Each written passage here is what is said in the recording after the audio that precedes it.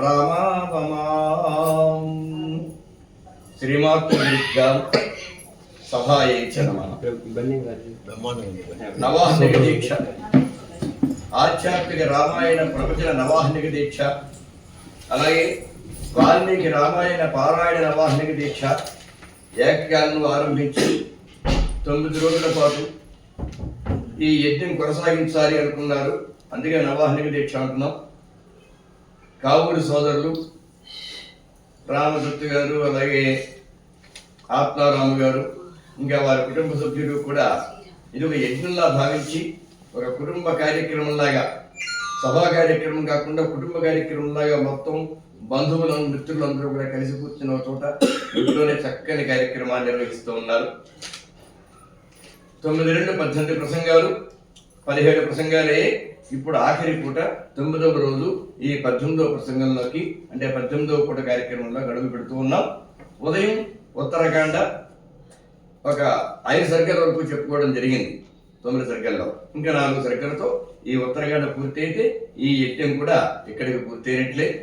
రేపటి రోజున పట్టాభిషేకం అనే కార్యక్రమం పెట్టుకున్నారు. ఇవాళ కూడా హోమం పెట్టుకుని, గణపతి హోమం, అలాగే శ్రీరామచంద్రుడికి సంబంధించినటువంటి హోమాలు, యజ్ఞం ఓ హోమం ఏర్పడించి దాని నుండి పూర్ణాహుతితో సహా చాలా శాస్త్రీయంగా నిర్వహిస్తూ వస్తున్నారు. ఆ కార్యక్రమం ఏంటి, రేపు పట్టాభిషేకం కూడా చాలా శాస్త్రీయంగా చేయబోతూ ఉన్నారు. ఇక రామాయణంలోకి వస్తే, ఉత్తరాఖండలోకి వస్తే సీతాదేవిని దేవతలందరూ కలిసి, అమ్మా చాలా కాలం అయిపోయింది, 1-2-11,000 సంవత్సరాలు దరిదాపుగా అయిపోయింది, ఇంకా ఎప్పటికీ నిన్ను విడిచిపెట్టి రాముడు వైకుంఠానికి రాడు. ఆయన రావాలంటే ఆయన కన్నా ముందు నువ్వు రావాలి. లక్ష్మీదేవి వచ్చి ముందక్కడ ఇల్లు సర్దుకోవాలి, చక్క పెట్టుకోవాలి. అదే ప్రకారంగా అమ్మ లక్ష్మీదేవి నీవు వైకుంఠానికి వస్తే కానీ వైకుంఠ లోకం చక్కబడవు. చక్కబడిన తర్వాత విష్ణువు రావాలి. కనుక ముందు నువ్వు వచ్చేటువంటి ఏర్పాటు చెయ్యాలమ్మా, ఆలోచించు అని చెప్పి వెళ్ళిపోయారు. అదే విషయం రాముడికి చెప్తే, అయితే సరే ఏదో ఒక అపవాదం వచ్చినట్టుగా నేనే ఒక సృష్టి చేస్తాను, ఆ వంకతో నేను విడిచిపెడతాను, నువ్వు అడవుల్లో ఉండు, అక్కడే ఇప్పుడు ఎలాగో నువ్వు గర్భవతి కనుక అక్కడే నీకు 2 పిల్లలు జన్మిస్తారు. సరే వారు పెరిగి పెద్ద అయిన తర్వాత మళ్ళీ ఒక్కసారి పరీక్ష అనే వంకతో పిలుస్తాను, అప్పుడు భూప్రవేశం చేసి కానీ భూప్రవేశం చేసి అక్కడి నుంచి వైకుంఠానికి విడుదల కానీ ఆ తర్వాత నేను నా తమ్ముళ్ళు అందరం కలిసి వైకుంఠానికి రావడం జరుగుతుంది అని ఒక ఏర్పాటు రహస్యంగా చేస్తున్నాడు శ్రీరామచంద్రమూర్తి అధ్యాత్మ రామాయణ అనుసారంగా. దీన్ని అనుసరించి సరే అదంతా జరిగిపోయింది. సీతాదేవిని విడిచిపెట్టడం కూడా జరిగిపోయింది, అక్కడే ఉంది ఆవిడ. సరే కుశలవులు అని ఇద్దరు కుమారులు జన్మించారు.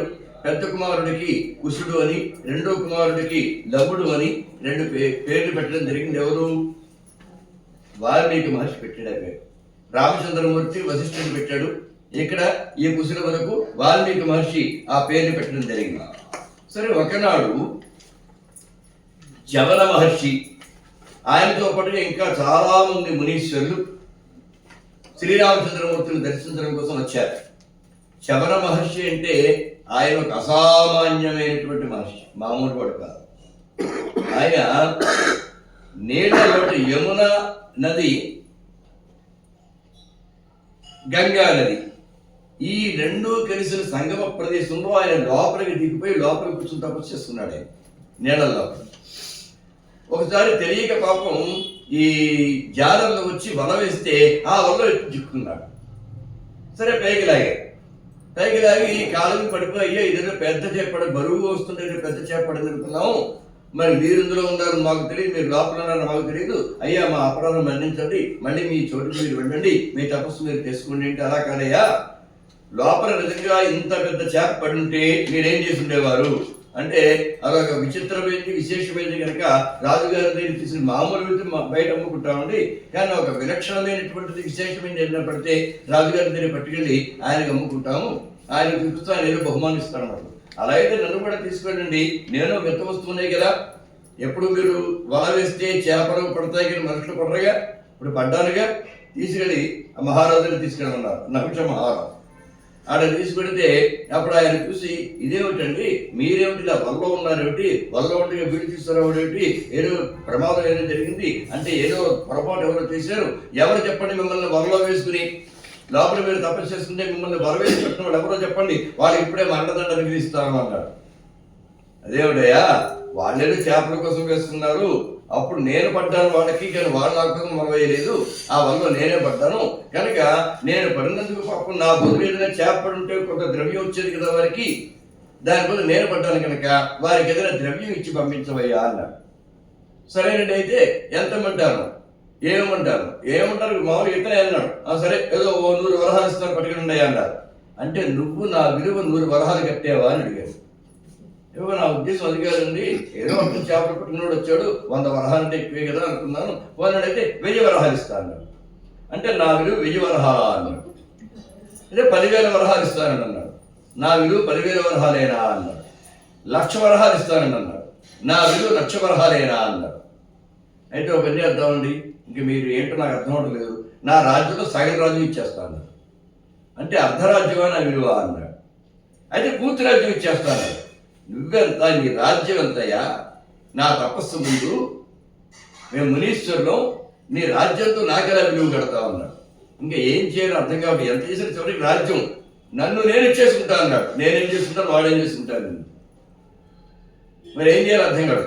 ఇంతలో ఆయన కుల పురోహితుడు ఒక ఆయన ఆ సమయాన్ని అక్కడ వచ్చాడు, ఏదో హడావుడు తిరుగుతుంది.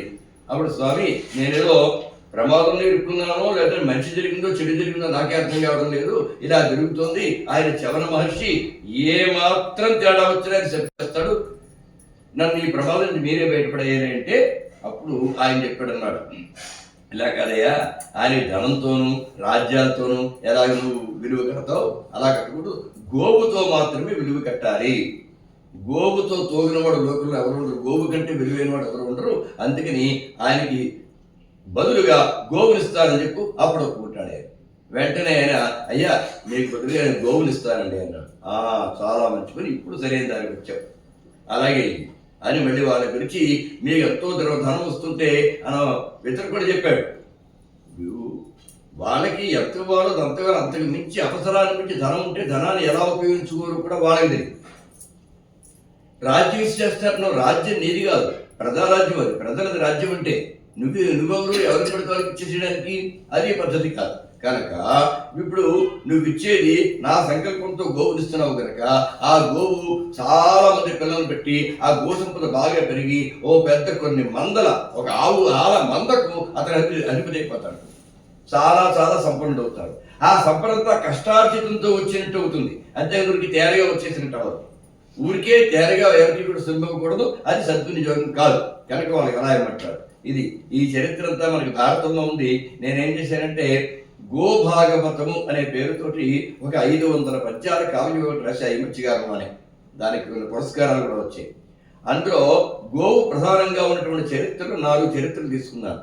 అందులో మొదటి చరిత్ర చవన మహర్షి యొక్క ఉపాఖ్యానంతో ఆరంభం చేశాను నేను. చవనోపాఖ్యానం అని పేరు పెట్టి అందులో రాయడం జరిగింది. అదిగో అంత విలువైనటువంటి ఆ చవన మహర్షి ఇక్కడ ముందుకు వచ్చాడు రాముడికి.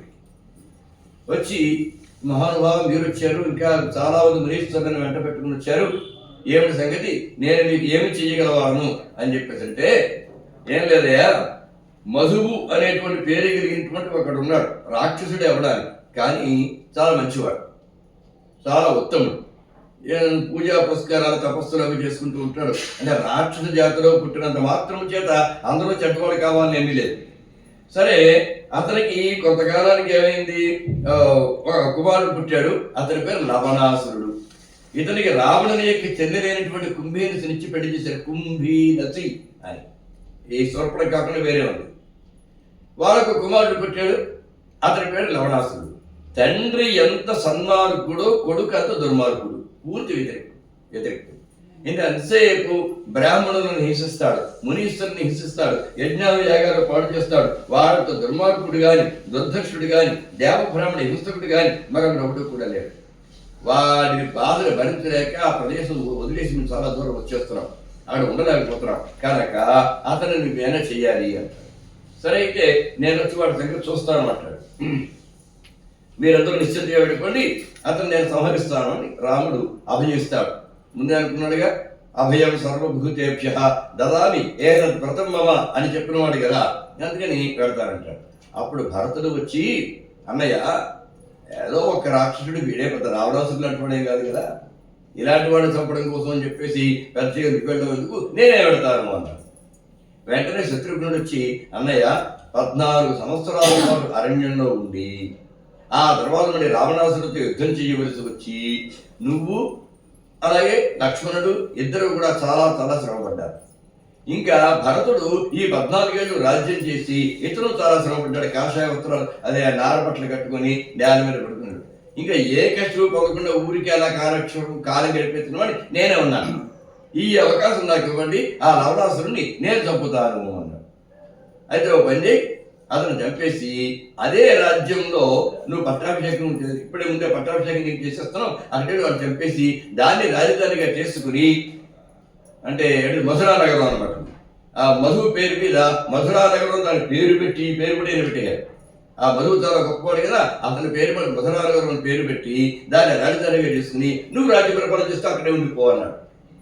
ఇదేమంటున్నాయా, మీరు పెడతానంటే మిమ్మల్ని శ్రమ పెట్టకూడదని నేను పెడతానన్నాను, కానీ నేనేదో రాజ్య పరిపాలన మీద ఆసక్తితో నేను పెడతానని లేదు. మీరు ఇలా అర్థం చేసుకున్నారు ఏమిటంటే, నువ్వు ఆ ఉద్దేశంతో అన్నావని మేము అనుకోవడం లేదు, కానీ ఇప్పుడు మళ్ళీ అది కూడా ఎందుకు నేను ఇక్కడి నుంచి ఎలా పరిపాలన చేస్తాను, ఎవరో ఒకరు ఉండాలిగా, కాబట్టి నువ్వు అక్కడి నుండి పరిపాలన చేయి బాగుంటుంది అన్న. సరే ఇలా బయలుదేరి వెళ్ళాడు. ఓ మాట చెప్పాడు, అతని దగ్గర ఒక బ్రహ్మాండమైన త్రిశూలం ఉంది. ఆ మాట కూడా మునీశ్వరులు చెప్పారు. ఓ బ్రహ్మాండ స్థూలం, త్రిశూలం కాదు. ఆ స్థూలం దేవతల ద్వారా అతనికి లభించింది, బ్రహ్మగారి ద్వారా వచ్చింది. ఆ స్థూలము కనుక ఎవరి మీదకైనా విసిరితే వెంటనే కూడా భస్మైపోతారు అంతే. ఇంకా మళ్ళీ అవతల వాడు తిరిగి ఎదిరించడం, యుద్ధం చేయడం ఏముండదు ఇంకా. కాబట్టి ఆ స్థూలం వాడి చేతిలో లేని సమయంలో వాడితో యుద్ధం చేయాలి. ఎప్పుడు స్థూలం దగ్గరే ఉంటుంది, కానీ వేటకి వెళుతున్నప్పుడు మాత్రం స్థూలాన్ని దేవుడి దగ్గర పెట్టి దాన్ని పూజ చేసి రోజు ఉదయం బయలుదేరి వేటకి వెళుతూ ఉంటాడు. అదొక అలవాటు. ఎందుకంటే ఏవో జీవాలను చంపాలి, దాన్ని తింటూ ఉంటారు రోజు. ఆ జీవములు, ఆ మృగములు ఉంటాయే, వాటిని తినడంలో అతనికి ఆనందం ఎక్కువ. అందుకు వేటాడి వచ్చి వాటిని తినాలి, అదే రోజు అతని భోజనం. అతను తిరిగి ఇంటికి వచ్చేటప్పటికి లోపలికి వెళ్ళకుండా దారం దగ్గర మీరు కాపు వేసేయాలి, అక్కడే యుద్ధం చేసేయాలి. లోపలికి వెళ్ళి సోలం తెచ్చుకునేటువంటి అవకాశం మాత్రం ఇవ్వకూడదు అతనికి అని జాగ్రత్త చెప్పాడు రాముడు. సరే అయితే అట్లాగే చేస్తాను అన్నాడు. సరే వెళ్ళారు. నిజంగా అతను యుద్ధానికి మన వేట కోసమని వెళ్ళాడు. తిరిగి వచ్చేప్పుడు సిద్ధంగా ఉన్నాడు శత్రుఘ్నుడు. దాంతో కూడా బలగం కూడా వెళ్ళాడు. వెళితే, ఎవరు మీరు? నేను రాముని యొక్క తమ్ముడు శత్రుఘ్నుడు. ఎందుకు వచ్చారు? నీతో యుద్ధం చేయడానికి వచ్చాను. ఓ అలాగా, అయితే లోపలికి వెళ్ళి నేను నా స్థూలాన్ని తెచ్చుకుని వస్తాను.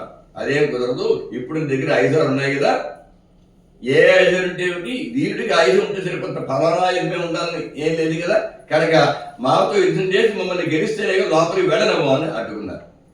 ఓ అలాగా, అయితే కానీ మనం చూసుకుందాం, మీ శక్తి ఏంటో నా శక్తి ఏంటో అన్నారు. యుద్ధం చేశారు. ఆ యుద్ధం మాత్రం చంపేశారు. చాలా జాగ్రత్త. ఆ రకంగా లవణాసుడు చనిపోయిన తర్వాత శత్రుఘ్నుడు అక్కడ ఆ మధురా నగరం అని పేరు పెట్టుకుని దాన్ని రాజధానిగా చేసుకుని అక్కడ బ్రహ్మాండంగా పరిపాలన చేయడం మొదలుపెట్టాడు. ఇంకా చాలా కాలం పాటు శత్రుఘ్నుడు అక్కడే ఉండిపోవడం జరిగింది. సరే, ఇంకా అశ్వమేధ యాగం చేయాలి అని కోరిక కలిగింది. మరి అంటే పెద్దలు చెప్పారు, ఇతను సీత గురించి అలా బాధపడుతూనే ఉన్నాడు. ఏమైనా నీకు ఆ బాధ పోవాలంటే నీ మనస్సు ప్రక్కదారి పెట్టాలి. అయినా మీ నాన్నగారు అశ్వమేధ యాగం చేశారు, మరి నువ్వు కూడా చెయ్యాలి కదా, అశ్వమేధ యాగం చెయ్యి. ఎలా చేయమంటారు? సీత లేదు కదా ఇక్కడ, అసలంటూ ఉంది కదా. కనుక ఆమె యొక్క ప్రతిరూపాన్ని పెట్టుకుని బంగారంతో స్వర్ణమయీం సీతాం యజ్ఞాన్ స్వర్ణమయీం సీతాం విధాయ విపులద్యుతి అని. కాబట్టి నువ్వు బంగారు విగ్రహాన్ని పెట్టుకుని చేయవయ్యా, సీత ఉన్నట్టే లెక్క చెప్తే అప్పుడు ఆ ప్రకారంగా ఓ బంగారు సీతను తయారు చేయించుకుని తన ప్రక్కనే పెట్టుకుని చేయడం జరిగింది. సరే, ఇక్కడికి వాల్మీకి పిల్లలు పెద్దవాళ్ళు అయ్యారు. కుశుడు లవుడు అని పేరెట్టారు. కుశీలవవు కుశలవనామధారిణవు అని ఈ మాట భోజ మహారాజు రాసినటువంటి చెంపు రామాయణం అనేటువంటి సంస్కృత కావ్యంలో. రామాయణం ఎంతమంది రాశారండి? తెలుగులోనే కాదు, సంస్కృతంలో కూడా చాలా మంది రాశారు. ఒక వాల్మీకి రామాయణం, అధ్యాత్మ రామాయణమే కాదు, ఎంతమంది ఎన్ని రామాయణాలు రాశారో. భోజ మహారాజు అంటే కాళిదాసు అతనికి ఆస్థాన కవి కదా. అతని దగ్గర నవరత్నాలని 90 మహాకవులందరూ ఉండేవారు. అందులో కాళిదాసు చాలా గొప్ప వ్యక్తి. అలాంటి భోజ మహారాజు ఆయన కూడా స్వయంగా కవి. సంస్కృతంలో భోజ మహారాజు తర్వాత మళ్ళీ తాను కవి పోషణ చేసినటువంటి మహారాజు శ్రీ కృష్ణదేవరాయలు. మన తెలుగులో అయితే శ్రీ కృష్ణదేవరాయలు. ఆ రకంగా అక్కడ భోజ మహారాజు ఆయన చెంపు కావ్యం రాశాడు రామాయణాన్ని. చెంపు కావ్యం అంటే అర్థం ఏంటి? పద్యకావ్యం కాకుండా మధ్య మధ్యలో గద్యం కూడా ఉంటాయి. కేవలం పద్యాలు అయితే పద్యకావ్యం అంటారు, కేవలం వచనమే రాస్తే గద్య కావ్యం అంటారు. అంటే దశకుమార చరిత్ర, కాదంబరి ఇలాంటి వచన కావ్యాలు ఉన్నాయి, చాలా అద్భుతంగా ఉంటాయి అవి. దాన్ని గద్య కావ్యాలు అంటారు. పద్యము గద్యము రెండు కలిపేసి మిశ్రమంగా రాశారు అనుకోండి, దానికి చెంపు కావ్యము అని పేరు. చెంపు అంటారు దాన్ని. అలాగా భాగవత చెంపు ఉంది, భారత చెంపు ఉంది, రామాయణ చెంపు ఉంది. రామాయణ చెంపు రచించిన వాడు మాత్రం భోజ మహారాజు. అందులో ఆయన అంటాడన్నమాట ఈ మాట, కుశీలబహు కుశలపనామధారిణవు. ఆయన రచనకి ఇలా ఉంటుంది, ఇంత అందంగా ఆ శబ్దాలతో ఆడుకుంటాడు అంతే ఆయన. ఇదేంటిది? కుశలపనామధారిణవు అంటే కుశుడు లవుడు అని పేరు కలిగిన వారు, వాళ్ళిద్దరూ కుశీలవులట.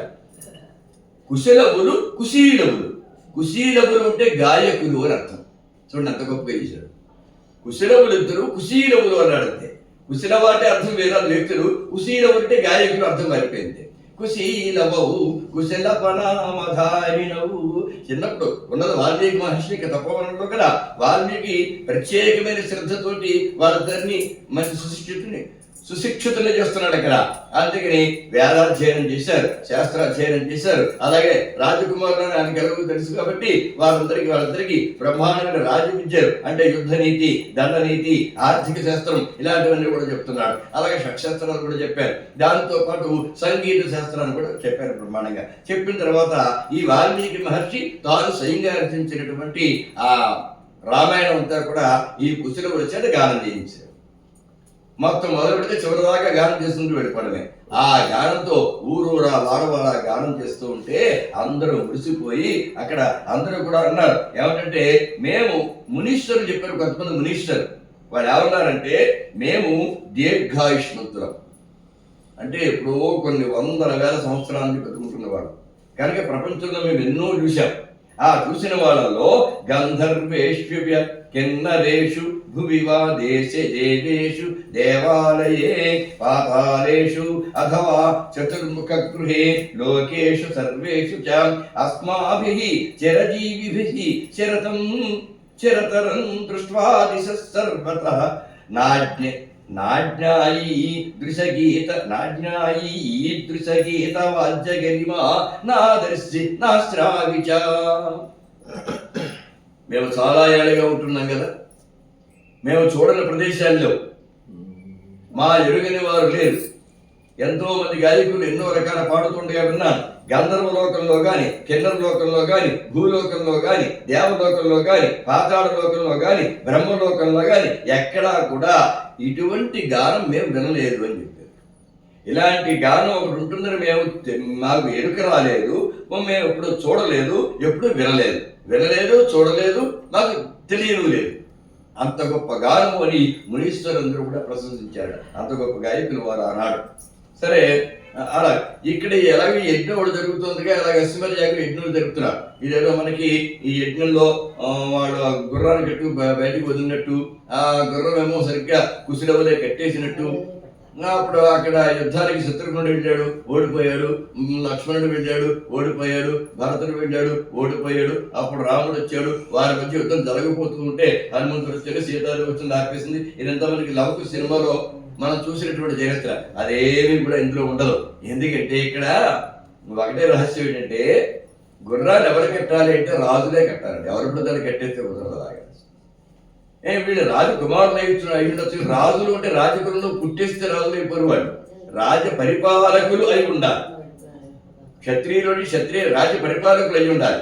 అప్పుడు ఏదైనా ఒక రాజు, ఈ రాజ్యం నా స్వతంత్ర రాజ్యము, నేను ఎవరికి కూడా అంటే ఒక గుర్రం వాళ్ళ రాజ్యంలోకి వచ్చిన తర్వాత దాన్ని వదిలేస్తే వీడి సామంతరాజ్యం పేరు లెక్క.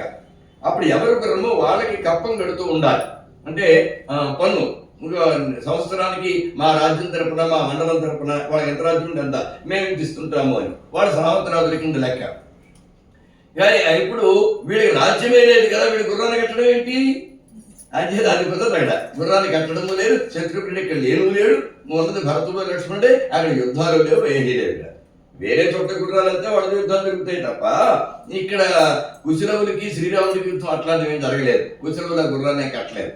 వాల్మీకి రామాయణంలో లేదు, ఈ అధ్యాత్మ రామాయణంలో కూడా ఆ విషయం లేదు. సరే, ఇక్కడ యజ్ఞం జరుగుతున్నప్పుడు రకరకాలైనటువంటి ఎన్ని రకాల కళలు ఉంటాయి, అన్ని కూడా ప్రదర్శింపబడుతూ ఉంటాయి కదా. అలాగే పండిత గోష్ఠి జరుగుతూ ఉంటుంది, కవితా గోష్ఠి జరుగుతూ ఉంటుంది, శాస్త్ర గోష్ఠి జరుగుతూ ఉంటుంది, అలాగే గాయకుల యొక్క గాన సభలు జరుగుతూ ఉంటాయి. ఇలా జరుగుతున్నప్పుడు ఎవరో ఇద్దరు కుర్రాడు చాలా బ్రహ్మాండంగా గానం చేస్తున్నారు. అది పైగా రామకథే, తన చరిత్రే గానం చేస్తున్నారు అని తెలిసి శ్రీరాముడు వాల్మీకి కబురు చేశాడు. వాళ్ళిద్దరు మీరు రండి యజ్ఞానికి, దాంతో కూడా పిల్లలు ఎవరో బాగా పడుతున్నారట, వాళ్ళని కూడా తీసుకురండి అని చెప్పడం జరిగింది. చెప్తే సరే కదా అని చెప్పేసి అలాగే తీసుకొచ్చాడు. కుశ పప్రచ్చ. మళ్ళీ ఇక్కడ ఆ కుశుడు వాల్మీకిని అడుగుతాడు ఏది యోగ జ్ఞానం గురించి. స్వామి, జ్ఞానం అంటే ఏమిటి? జీవుడికి సంసారంతో సుదృఢమైనటువంటి దృఢమైనటువంటి బంధనం ఎందుకు ఏర్పడుతుంది? ఈ బంధం నుంచి విడిపోవాలంటే ఏం చెయ్యాలి అని బట్టి కుశుడు అడగడం, దానికి వాల్మీకి చెప్పడం, మళ్ళీ ఇది కొంతసేపు ఈ ఆధ్యాత్మిక బోధ అక్కడ జరుగుతుంది. ఆ తర్వాత సరే, రామస్యాగ్రే ప్రగాయేతాం శుశ్రూషు యది రాఘవః. ఈ కుశలవులిద్దరికీ చెప్పాడు వాల్మీకి, మీరు రామచంద్రమూర్తి ఎదురుగుండగా ఈ రామాయణాన్ని గానం చేయండి. ఒకవేళ వాడు ఏదైనా కించిత్ ప్రదాస్యతి రాముడు కనుక మీకేమైనా కానుకలు ఇవ్వదలుచుకుంటే ఇస్తే నగ్రాహ్యం వైవాభ్యాం, ఆ కానుకలు మాత్రం పొరపాటు కూడా తీసుకోకండి అని ముందుగా చెప్పాడు వాల్మీకి. సరే కదా అని అక్కడికి వెళ్ళారు. వాళ్ళు అక్కడికి వెళ్ళి ఇంకా గానం చేయడం కోసం వెళితే జనాలందరూ గుమిగూడున్నారు. అప్పటికే ఆ పిల్లలిద్దరికి చాలా పెద్ద పేరు వచ్చేసింది. వాడు వస్తున్నారని తెలిసి, అసలే యజ్ఞానికి జనం వచ్చారు, వాడు వస్తున్నారని తెలిసి ఇంకెక్కడ లేని జనం చుట్టూ ముగిసారు. కొన్ని వేల సంఖ్యలో వచ్చేసారు. వాళ్ళందరూ చూసి ఏమనుకుంటారంటే రామస్య సదృశో బింబమివ ఉదితౌ. ఆ మునివేషం కనుక లేకపోతే అచ్చంగా రాముడిలాగే ఉన్నారు పిల్లలిద్దరు కూడా. రాముడి యొక్క బింబానికి ప్రతిబింబాల్లో ఉన్నారు అనుకున్నారు. రామస్య సదృశౌ, రాముడిలాగే ఉన్నారు. బింబమివ ఉదితౌ, ఒక బింబము నుండి ప్రతిబింబం పుట్టినట్లుగా రాముడి నుండి వీళ్ళు పుట్టారా అనిపిస్తున్నారు. అచ్చగా రాముడిలాగే ఉన్నారేంటి వీళ్ళు. విశేషం నాధిగచ్చామః రాఘవస్య అనయోహ తదా. రాముడికి పిల్లలకి ఎక్కడా తేడా కనిపించడం లేదేంటి, ఏమిటి రాముడి కోరికలు ఇతరులో ఉన్నాయి అని వాళ్ళందరూ కూడా ఆశ్చర్యపోయారు. సరే, గానం బ్రహ్మాండం చేసిన తర్వాత చెప్పాడు, ఉవాచ భరతంచ ఆభ్యాం దీయతాం అయుతం వసు. ఈ ఇద్దరికి కూడా 10,000 బంగారపు దీనారాలు కూడా 10,000 బంగారపు మాడలు ఇవ్వండి అని రాముడు చెప్పాడు. చెబితే కిమనేన సువర్ణేన రాజన్ నౌ వన్యభోజనౌ. మేము అడవిలో ఉండి వన్యభోజనులం అంటే అడవిలో దొరికే కందమూలాలు మాత్రమే తిని బతికేవాళ్ళం. ఈ బంగారం మేమేం చేసుకుంటాం, మాకు బంగారం వల్ల ఎటువంటి ప్రయోజనము లేదు కనుక మాకు కిమనేన సువర్ణేన, ఈ బంగారంతో మాకు పని ఏమిటి అన్నారు. వద్దని చెప్పేసి వదిలేసి వెళ్ళిపోయారు. సరే, తర్వాత హను జ్ఞాత్వా సీతాకుమారవు. ఆ తర్వాత వెళ్ళిపోయిన తర్వాత అర్థమైంది రాముడికి. వాళ్ళు కూడా చెప్పగా వీళ్ళు సీత యొక్క కుమారుడు అని అర్థమైంది. జ్ఞాత్వా సీతాకుమారవుతో శత్రుఘ్నంచ ఇనుమ అశ్వమేధ యజ్ఞం యాగం చూడటకు శత్రుఘ్నుడు కూడా బయలుదేరి వచ్చాడు. సరే, అందరూ చెప్పాడు. హనుమంతం సుషేణంచ విభీషణం అధాంగలం. వీళ్ళందరికీ చెప్పాడు. హనుమంతుడితో చెప్పాడు, సుషేణుడికి చెప్పాడు, విభీషణుడికి చెప్పాడు. ఏమిటిది? భగవంతం మహాత్మానం వాల్మీకి మునిసత్తమం ఆలయద్ధం మునివరం ససీతం దేవ సంహితం. ఒకసారి వాల్మీకి మహర్షిని సీతను తీసుకురమ్మన్నానని చెప్పండి. వాల్మీకి మీరందరూ వెళ్ళి చెప్పండి. శత్రుఘ్నుడు, హనుమంతుడు, సుషేణుడు, విభీషణుడు, అంగదుడు వీళ్ళందరూ చెప్పాడు. ఏమిటిది? ఎందుకట? కరోతి శపథం సర్వే జానంతు గత కల్మషాం. సీతాదేవి చాలా పవిత్రురాలు అన్న సంగతి సీత ఇక్కడికి వచ్చి ఏదో ఒక శపథం చేస్తుంది. ఆనాడు చేసింది, నేను కనుక పతివ్రతనైతే అగ్నిదేవ నేను నీలో ప్రవేశిస్తున్నాను, నన్ను నువ్వు రక్షించు అని చెప్పి అగ్నిలో దూకింది. క్షేమంగా బయటకు వచ్చింది. అక్కడ ఉన్న వాళ్ళు మాత్రమే చూశారు. ఈ లోకంలో అంటే అక్కడ ఎవరున్నారు? లంకలో ఎవరు లేరు. ఇక్కడి వెళ్ళిన వాడు వానరులు తప్ప ఇంకెవరు లేరు. ఆ విభీషణుడు ఒకడు ఉన్నాడు, ఈ వానరులు ఉన్నారు, లక్ష్మణుడు ఉన్నాడు తప్ప అసలు బయట లోకం అనేది లేదు. ఇప్పుడు లోకులందరూ కూడా చూస్తూ ఉండగా ఆనాడు వీరందరూ అక్కడ వచ్చి అగ్ని ప్రవేశం చూసి ఉంటే ఈ అపవాదం పుట్టుండేదిగా. ఎక్కడో అక్కడో ఏదో అగ్ని అంటే పరీక్ష అంటే నిప్పులో దూకుని ఆ దూరం అవడో తెలుసు అంటూ మొదలెట్టారు. లోకలు ఇక్కడ జరగలేదు. ఇప్పుడు లోకలందరూ ఇప్పుడు యజ్ఞం పేరుతో చూడటం కోసం లోకలంతా వచ్చున్నారు. సీత వస్తుంది ఏంటి, ఇంకా వస్తారు జనాలందరూ. వాళ్ళందరూ చూస్తుండగా మళ్ళీ సఫలం చేస్తుంది సీత. తన యొక్క పాతివ్రత్యాన్ని నిరూపించుకుంటుంది. అందుకని ఆమెను తీసుకురమ్మనమని నేను చెప్పానని వాల్మీకి మహర్షికి చెప్పండి అని. రామస్య హృద్గతం సర్వం జ్ఞాత్వా వాల్మీకి అబ్రవీత్. రాముని హృదయంలో ఉన్న విషయం గ్రహించి అప్పుడు వాల్మీకి చెప్పాడు. ఏమని? కరిష్యతి వై సీత శపథం జన సంసది. రేపటి రోజు, రేపే, ఎప్పుడో కాదు, ఇవాళ మీరు చెప్పారు ఇప్పుడు కబురు తెచ్చారుగా, రేపే సీతాదేవి అక్కడికి వస్తుంది, ఆమెను తీసుకొస్తాం. లోకలందరూ కూడా చూస్తూ ఉండగా ఆ సీతాదేవి శపథం చేస్తుంది, తానేమిటో నిరూపించుకుంటుంది, తన పాతివ్రత్యాన్ని నిరూపించుకుంటుంది అని చెప్పాడు. యోషితాం పరమం దైవం పతిరేవ నసంశయ. స్త్రీలకు పరమదైవం ఎవరంటే భర్తయే, ఇందులో అనుమానం లేదు. అందుకనే భర్త నువ్వు అడవులకు పొమ్మంటే ఆవిడ వచ్చేసింది. ఇప్పుడు తిరిగి రమ్మని కబురు చేశాడు కదా, ఆయన రమ్మంటే ఇవిడ వస్తుంది తప్పనిసరిగా. భర్త మాట కాదనేటువంటి స్థితి కాదు స్త్రీకి, కనుక వస్తుంది అని చెప్పాడు. తత్శ్రుత్వ సహసాగత్వ సర్వే ప్రవచు మునే వచ. ఈ వాల్మీకి చెప్పిన మాటలు వీళ్ళందరూ కూడా మళ్ళీ తిరిగి రాముడికి చెప్పారు. ఆ మాట విని వారు ఆనందపడ్డారు. రాజానః మునయః సర్వే శృణుధ్వం ఇది అబ్రవీత్. సీతాయాః శపథం లోకాః విజానంతు సభాసుకం. సీతాదేవి యొక్క శపథం విని మంచేమిటో చెడేమిటో ఎవరు ఏమిటో ఈ లోకం తెలుసుకుంటుంది. ఈ లోకం ఏకైనా అప్పాలు వేసింది, అయ్యో అనవసరంగా అప్పాలు వేశాం, సీత చాలా గొప్పది అని వాళ్ళ అజ్ఞానానికి వాళ్ళు కుమిరిపోయి బాధపడతారు. సీత విషయంలో వాళ్ళ జాలి కలుగుతుంది. ఎవరి మీద ఎలాంటి అపవాదం వేయకూడదో వాళ్ళకి అర్థమవుతుంది, తెలుసుకుందరుగాక. అందరినీ కూడా పిలవండి అని చెప్పేస్తున్నారు. సరే, ఇంకా అక్కడి బ్రాహ్మణ క్షత్రియ వైశ్య శూద్రాశ్చేవ మహర్షయ వానరాశ్చ సమాజగ్ము కౌతూహల సమన్వితా. బ్రాహ్మణులు వచ్చారు, క్షత్రియులు వచ్చారు, వైశ్యులు, శూద్రులు, మహర్షులు, వానరులు, మొత్తం వారు వీరు అన్నేలా అందరూ కూడా బయలుదేరి అక్కడ వచ్చేసారు. అగ్రతః తం ఋషిం కృత్వా ఆయాంతి కించిత్ అవాంగ్ముఖి. ముందు వాల్మీకి నడుస్తున్నాడు, వెనకాల సీత నడుస్తోంది. తలకాయ ఉంచుకుని అలా వెనకాలనే వినయంగా బయలుదేరి వచ్చింది. కృతాంజలి బాష్పకంఠ. కృతాంజలి రెండు చేతులు జోడించింది. బాష్పకంఠ గొంతు గద్గదిగా వచ్చేసింది, కన్నీళ్ళు వస్తున్నాయి. ఆ కన్నీళ్లతో గొంతు గాద్గదికమైంది. యజ్ఞం వివేశ తం యజ్ఞం వివేశ. ఎక్కడ యజ్ఞం జరుగుతుందో అక్కడికి ప్రవేశించినవాడ. దృష్ట్వా లక్ష్మీమివ ఆయాంతిం బ్రహ్మాండం అనుయాయిని. బ్రహ్మదేవుడి దగ్గరికి నడుచుకుంటూ వస్తున్న లక్ష్మీదేవిలాగా ఉంటున్న ఆ యజ్ఞవాటికి దగ్గరికి కాదు, వాల్మీకిని అనుసరించి ఆ సీతాదేవి వస్తూ ఉంటే బ్రహ్మను అనుసరించి వస్తున్నటువంటి లక్ష్మీదేవిలాగా ఉందట అక్కడ. సరే, సీతా సహాయో వాల్మీకి ఇది ప్రహ రాఘవం. అప్పుడు వాల్మీకి మహర్షి మాట్లాడాడు. రామచంద్ర, దాశరథే ఇయం సీత, ఇదిగోనయ్యా సీత, సువ్రత, గొప్ప వ్రతానుష్ఠాన సంపన్నురాలు, ధర్మచారిణి, ధర్మము ఏనాడు తప్పి ఎరుగినటువంటిది, అధర్మం అంటే ఎట్లా ఉంటుందో తెలియనటువంటిది, పరిపూర్ణమైనటువంటి ధర్మచారిణి. అపాప, అసలు పాపం అంటే ఎలా ఉంటుందో తెలియనటువంటిది. తే పురాక్షక్త, ఇంతకు ముందు నీ చేత విడిచిపెట్టబడినటువంటిది. ఇలాంటి దాన్ని విడిచిపెట్టాను, నువ్వేదో ఏదో తప్పు చేసినందుకు విడిచిపెట్టేశాను అని అనుకునే అవకాశం లేదు ఇక్కడ. ఈమె ఎలాంటిది? సువ్రత, ధర్మచారిణి, అపాప, కానీ నువ్వు విడిచిపెట్టేశావు. మమ ఆశ్రమ సమీపత, అది కూడా ఎక్కడ విడిచిపెట్టావు? నా ఆశ్రమ సమీపంలో విడిచిపెట్టావు. అంటే నేను ఏమని సంరక్షించాలి అని నాకు చెప్పకుండానే చెప్పినట్టు చేసావు. నీ యొక్క మనస్సునే గమనించాను, అప్పటి నుంచి ఈమెను జాగ్రత్తగా సాగుతూ వచ్చాను. లోకాపవాద భీతేరా, నువ్వు కూడా భార్య మీద మమకారం లేక చెయ్యలేదు. లోకాపవాద భీతితోటి, రాజున్నవాడు ఎప్పుడు కూడా లోకాపవాదాన్ని పొందకూడదు కనుక లోకం అన్ని విధాల ఒక పరిపూర్ణంగా ధార్మికుడిగా కనబడాలి, కానీ చిన్న లోపం కూడా కనపడకూడదు రాజుకి ప్రజల దృష్టిలో. అందుకని ఆ లోకాపవాద భీతితోటి నువ్వు ఇట్లా చేసావు రామ మహామని. ప్రత్యయం దాస్యతే సీత, ఇప్పుడు నీకు నమ్మకాన్ని కలిగిస్తుంది సీత.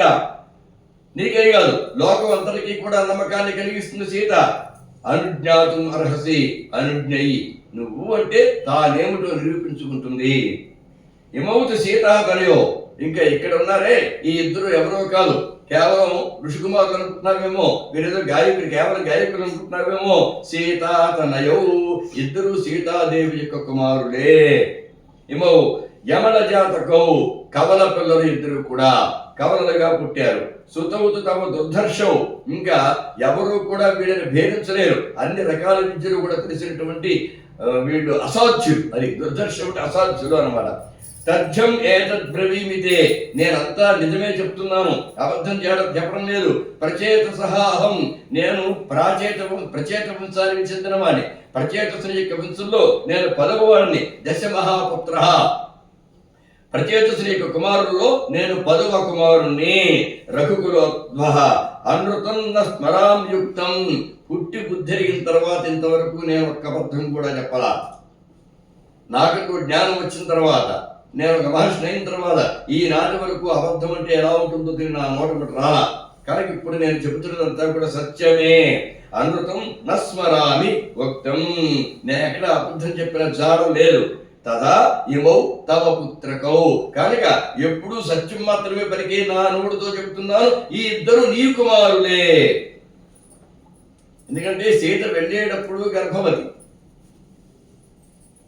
అప్పుడు ఒక కొడుకు ఉండాలి. ఇప్పుడు ఇద్దరు కుమారులతో వచ్చింది. అందుకని స్పష్టత చేస్తున్నాడు, ఇద్దరు కమల పిల్లలు, ఇద్దరు కూడా నీ కుమారులే, నేను అబద్ధమాడను అని. బహూన్ వర్షగణాన్ సమ్యక్ తపశ్చర్య మయా కృత, నేను ఎన్నో సంవత్సరాల తపస్సు చేశాను. ఆ తపస్సు చేసినటువంటి నోటితో నేను చెప్తున్నాను మాట. నోపస్తినేయాం ఫలం తస్య దుష్టేయం యది మైథిలి, వారు అది నిజంగా సీతాదేవిలో ఏదైనా గనక అపరాధం ఉండుంటే, ఎప్పుడైనా ఒక్క అధర్మమైన సీతాదేవిలో ఉండి ఉన్నట్లయితే, సీతాదేవిలో అసత్యం ఏ కొంచెమైనా ఉన్నట్లయితే, ఏ చిన్న పాపమైన సీతాదేవిలో ఉన్నట్లయితే, ఎన్నో ఏళ్ళ తరబడి నేను చేసినటువంటి తపస్సు మొత్తం అంతా కూడా వ్యర్థమైపోవుగాక అని తన తపస్సు మీద చెట్టుకున్నారని వాల్మీకి మహర్షి. వాల్మీకినాయాగ ముక్తస్థు రాఘవ ప్రత్యభాషత. అప్పుడు అంటే ఇంకా సీత శపథం చేయాలి, కానీ సీత కాకుండా ముందు వాల్మీకి చేసేసాడు శపథం. వాళ్ళు సీతలో తేడా ఉంటే నా తపస్సుంతా వ్యర్థమైపోవుగాక. అప్పుడు రాముడు తిరిగి మాట్లాడుతున్నాడు. ఏవమేతం మహాప్రాజ్ఞ యథా వదసి సువ్రత, మహర్షి నువ్వు చెప్పిందంతా నిజమే, ఇందులో అసత్యం రప్పంత కూడా లేదు. నాకు తెలుసు, ప్రత్యయో జనితో మహ్యం, నాకు పరిపూర్ణంగా విశ్వాసం ఉంది సీతాదేవి మీద, ఇందులో అనుమానం లేదు. నేను ఏదో నమ్మకాలను పంపించలేదు, లోకాపారం పంపించాను. మహ్యం తవ వాక్యై అఖిల్పిషై మహ్యం జనిత ప్రత్యయ. సరే, ఇప్పుడు నువ్వు కూడా చెప్పిన మాటలు లోకోత్తర కూడా విశ్వాసం కలిగేలాగా ఉంది. లంకాయామపి దత్తోమే వైదేహ్యా ప్రత్యయో మహాన్. లంకలో కూడా ఆమె నిరూపించుకోవడం కోసం ఒక పరీక్ష పెట్టడం జరిగింది. అక్కడ కూడా ఆమె కృతార్థురాలేది. ఎక్కడ? దేవానాం పురతః, దేవతల ముందు.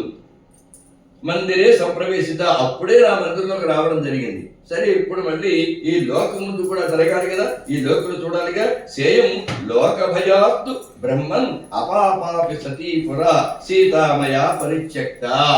లోకుల వల్ల భయం దేవతలకు తెలుసు, వానరులకు తెలుసు, మరి నా తమ్ముడు లక్ష్మణుడికి తెలుసు. మిగిలినటువంటి అయోధ్యావాసులైన లోకులకు తెలియదు గనక, నా కోసల రాజ్యవాసులకు తెలియదు గనక, వారేదో అపవాదం ఇస్తే వారికి భయపడి, అంటే వారి అపవాదములకు భయపడి మాత్రమే విడిచిపెట్టారు. కానీ సీతాదేవి మీద నమ్మకం లేక మాత్రమే విడిచిపెట్టలేదు. కనుక సీతామయ పరిత్యక్త, సీతను నేను విడిచిపెట్టాను. భవాన్ తత్తు క్షంతుమర్హతి. ఆ విషయంలో వాల్మీకి మహర్షి, గురుదేవ మీరు నన్ను క్షమించదురుగాక, నన్ను క్షమించండి. రాముడు సాక్షాత్తుగా వాల్మీకి మహర్షి క్షమాపణ కోరుకున్నాడు తాను చేసిన పనికి. క్షంతుం అర్హతి, అయ్యా నన్ను క్షమించండి. మమైవ జాతౌ జానామి, పిల్లలిద్దరూ నా పిల్లలని నాకు అర్థమైంది, తెలిసింది. అందుకే వాటిని కబురు చేశాను. మీరు పిల్లలు ఇక్కడ పాలి వెళ్ళిన తర్వాత నేను కాస్త గూఢచర్యం చేయిస్తే ఈ పిల్లలు నా పిల్లలే నాకు అర్థమైపోయింది. పుత్రావేతో కుశీలవు ఇద్దరు కూడా ప్రయోగించారు. ఈ గాయకులిద్దరు కూడా గాయకులైనటువంటి ఈ పుత్రులు నా కుమారులే. శుద్ధాయాం జగతీ మధ్యే సీతాయాం ప్రీతిరస్తుమే. ఆమె పరమ పవిత్రాలైనటువంటి సీత యందు నాకు పరిపూర్ణంగా ప్రీతి ఉన్నది, అనురాగం ఉన్నది, ఏమి సందేహం లేదు. దేవాస్తర్వే పరిజ్ఞాయ రామాభిప్రాయం ఉత్సుకా బ్రహ్మానం అగ్రత కృత్వ సమాధిగ్ము సహస్రశః. దేవతలందరూ బ్రహ్మను ముందు పెట్టుకుని ఇప్పుడు ఏం జరుగుతుంది, రాముడు ఏం మాట్లాడుతున్నాడు, రాముడు మాట్లాడాక సీత ఏం చేస్తుంది ఆయన చూడటం కోసం కొన్ని వేల మంది అక్కడికి వచ్చేసారు చూడటం కోసం. ప్రజా సమాగమం, అలాగే ప్రజలు కూడా వేలాదిగా ప్రజలు వచ్చేసారు. హృష్టాహ, అందరూ ఆనందపడ్డారు. రాముడు ఎప్పుడైతే నన్ను క్షమించండి అని కోరుకున్నాడో తాను ముందు సీత యందు నాకు ఎటువంటి అనుమానం లేదు, సీత యందు నాకు పరిపూర్ణంగా విశ్వాసం ఉంది అనే మాట అన్నారో రాముడు నుండి ఆ మాట రావాలని అందరూ కోరుకుంటున్నారు కనుక వారందరూ చాలా సంతోషపడ్డారు. సీతా కౌశేయవాసిని. అప్పుడు సీతాదేవి పట్టు చీర కట్టుకుని అక్కడికి వచ్చిందటండి. పట్టు చీర కట్టుకుని వచ్చింది. ఉదంముఖి, ఉత్తరం వైపుగా తిరిగి అధో దృష్టి, శిరస్సు కిందకి వచ్చింది. ప్రాంజలి, రెండు చేతులు జోడించింది. వాక్యం అబ్రవేత్, అప్పుడు ఇంతసేపు వాల్మీకి రాముడు మాట్లాడారు, సీత మౌనంగా ఉంది. ఇప్పుడు సీత మాట్లాడుతోంది. ఏమని మాట్లాడుతుంది? రామాదన్యం యదాహం వై మనసాపి నచింతయే. రాముని కంటే భిన్నుడైన వంటి రాముడు కాకుండా మరొక వ్యక్తిని నేను మనసాపి నచింతయే, మనస్సులో కూడా తలంచుకుని ఉండకపోతే, అంటే మనసా వాచా కర్మణ ఎప్పుడు రాముని మాత్రమే ఆరాధించిన దానినే అయితే, అటువంటి పతివ్రతనే నేను అయినట్లయితే తథామే ధరణీదేవి, అప్పుడు ఓ భూదేవి, ధరణీదేవి అంటే ఓ భూదేవి, వివరం దాతుమర్హసి, నాకు దారి అమ్మ. వివరం అంటే రంధ్రం. అమ్మ నాకు నువ్వు రంధ్రాన్ని ఇచ్చి వివరం ఇయ్యి, నీలో ప్రవేశించడానికి నాకు దారిని ఇయ్యి అని అడిగింది. ఒక్కటే మాట, 10 సార్లు ఉన్నా, ఒక్కసారి అంతే. అమ్మ తథామే ధరణీదేవి వివరం దాతుమర్హతి, ఈ భూదేవి నాకు మార్గం ఇచ్చుగాక. అమ్మా భూదేవి నాకు మార్గం ఇయ్యని కూడా అడగలేదు. ఈ భూదేవి నాకు మార్గం ఇచ్చుగాక. నేను కనుక పతివ్రతనైతే, మనసా వాచా కర్మణ రాముని మాత్రమే ధ్యానించిన దానినైతే, భూదేవి నేను భూప్రవేశం చేయడానికి భూదేవి నాకు మార్గమును ఇచ్చుగాక అనేటప్పటికి తథా శపంత్యాహ సీతాయాః ప్రాదురాసి మహాద్భుతం. అలా ఆవిడ నోటముట ఒక్క మాట వచ్చిందో లేదో ఒక అద్భుతం జరిగిపోయింది ఆ సందర్భంలో. అక్కడ ఏమి జరిగింది? భూతలాత్తు దివ్యం అత్యర్థం సింహాసనం అనుత్తమం. భూమి ఎలా చీరుకుపోయింది, నెరవిచ్చిపోయింది. అందులోంచి ఒక సింహాసనం బయటకు వచ్చింది. ఆ సింహాసనం బయటికి రావడంలో ఎలా ఉందట? నాగేంద్రై ధ్రియమాడు, ఒక బంగారపు సింహాసనం. నాగేంద్రై హ్రియమాణం, నాగేంద్రుడు చెందిన పాముల చేత మొయ్యబడుతూ వచ్చింది. పాములు సింహాసనాన్ని మోసుకుంటూ అలా పైకి తీసుకొచ్చాయి. నాగేంద్రై హ్రియమాణం చ దివ్యదేహై రవిప్రభం, అవి కూడా పాములు ఎలా ఉన్నాయిట? దివ్యదేహాలతో ఉన్నాయి. రవిప్రభం అంటే సూర్యుడులాగా వెలుగొందిపోతున్నటువంటి సింహాసనాన్ని దివ్యములైనటువంటి శరీరములు కలిగినటువంటి పాములు అలా మోసుకుంటూ వచ్చాయట. రవిప్రభం భూదేవి జానకీం దూర్భ్యాన్ గృహీత్వా స్నేహ సంయుత. అక్కడ దాని మీద భూదేవి ఉన్నది. ఆ సింహాసనం మీద భూదేవి కూర్చుని ఉంది. ఆ భూదేవి జానకీం సీతాదేవిని దౌర్భ్యాన్ గృహీత్వా రెండు చేతులతో దగ్గరికి తీసుకుంది. రామ్మ తల్లి దా అని గవ్వది. సీత చూడగానే పరిగెత్తుకుంటూ వెళ్ళిపోయింది. ఒకసారి రెండు చేతులతో పట్టుకుని తీసుకుంది. గృహీత్వ స్నేహ సంయుత, స్నేహంతో తన ఒడిలో కూర్చోబెట్టుకుంది. స్వాగతం తాం ఉవాచ ఏనాం ఆసనే సంజవేసేతు. స్వాగతం తాం ఉవాచ, స్వాగతం పలికించట భూదేవి సీతాదేవి. అంటే రామ్మ నీకోసం చూస్తున్నాను, దా వచ్చిన ఒడిలో కూర్చో అని ఆ సింహాసనం మీద అర్ధ సింహాసనంలో కూర్చోబెట్టేస్తుంది. సరే, స్వాగతం తాం ఉవాచ ఏనాం ఆసనే సంజవేసేతు. తనతో పాటుగా తన ఆసనం ప్రక్కనే కూర్చోబెట్టుకుంది. సింహాసనస్థాం వైదేహీం, అలా సింహాసనం మీద కూర్చున్నటువంటి వైదేహి అంటే సీతాదేవిని ప్రవిశంతీం రసాతలం, అలా నెమ్మదిగా కింద దిగిపోతుంది. అంటే పాతాళలోకాన్ని వెళ్ళిపోతుంది. అలా పాతాళ లోకాన్ని వెళ్ళిపోతున్నటువంటి ఆ సీతాదేవిని నిరంతర పుష్పవృష్టి దివ్య సీతాం అవాకిరత్తు దేవతలందరూ కలిసి ఇంక మళ్ళీ మధ్యలో ఆగకుండా అలాగ ఒకటి తర్వాత పూల యొక్క వర్షం కురిపించేశారు. అంటే ఒకసారి జల్లి మళ్ళీ అలా కాకుండా పూల వర్షమే కురిసేస్తున్నారు, నిరంతరంగా కురుస్తుంది అది పూల వర్షం. నిరంతరా పుష్పవృష్టి దివ్య సీతాం అవాకిరత్ సాధువారిస్తు సుమహాన్ జయము సీత అనేటువంటి ఆ మాటలు సాధువాదాలు అంటారు. ఆ సాధువాదాలు కూడా వినిపించాయి. సుమహాన్ దేవానాం పరమాత్మత దేవతలందరూ కూడా సీతామాతకు జై అంటాం అనమాట. జయము సీత జయ హే సీత అని అందరూ కూడా జయ నాదాలు చేశారట. ఊచుశ్చ బహుదా వాచో హి అంతరిక్షాగతాస్తురా ఇలాగే అనేకమైన పర్యాయాలు ఎన్నో మార్లు ఆ జయనాదాలు చేసి మొత్తం మారు మూగిపోయిన తర్వాత సీతాదేవి కిందకి వెళ్ళిపోయిన తర్వాత భూమి మళ్ళీ ఏమి ఎగరట్టు మూసుకుపోయింది. అప్పుడు దేవతలు పైకి వెళ్ళిపోయారు. మళ్ళీ వానరస్య మహాకాయ అంతరిక్షే చ భూమో చ సర్వే స్థావర జంగమాః వానరస్య మహాకాయ సీతా శపథకారణాత్ కేచిత్ చింతాపరాః తస్య కేచిత్ ధ్యానపరాయణః.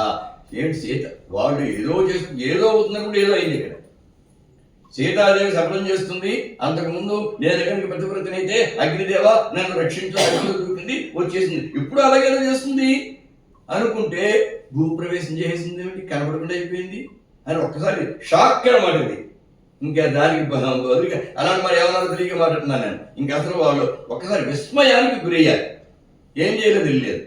అలా ఎవరో మొత్తం ఆ సీతా ప్రవేశం దృష్ట్యా సర్వం సమ్మోహితం జగత్తు ప్రపంచం అంతా కూడా ఒక్కసారి సమ్మోహితం అయిపోయింది.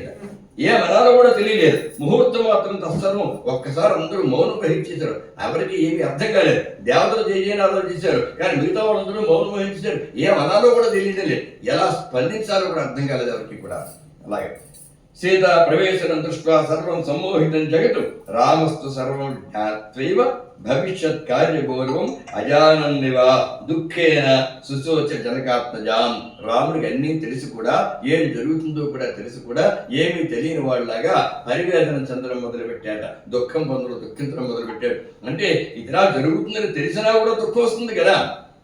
కొన్ని లేకుండా వచ్చిన కష్టంలో ఎలా దుఃఖం వస్తుందో తెలిసి ఎలా జరుగుతుందో తెలుసు కానీ జరిగినప్పుడు బాధ కలగకుండా ఉండదు కదా మనకి.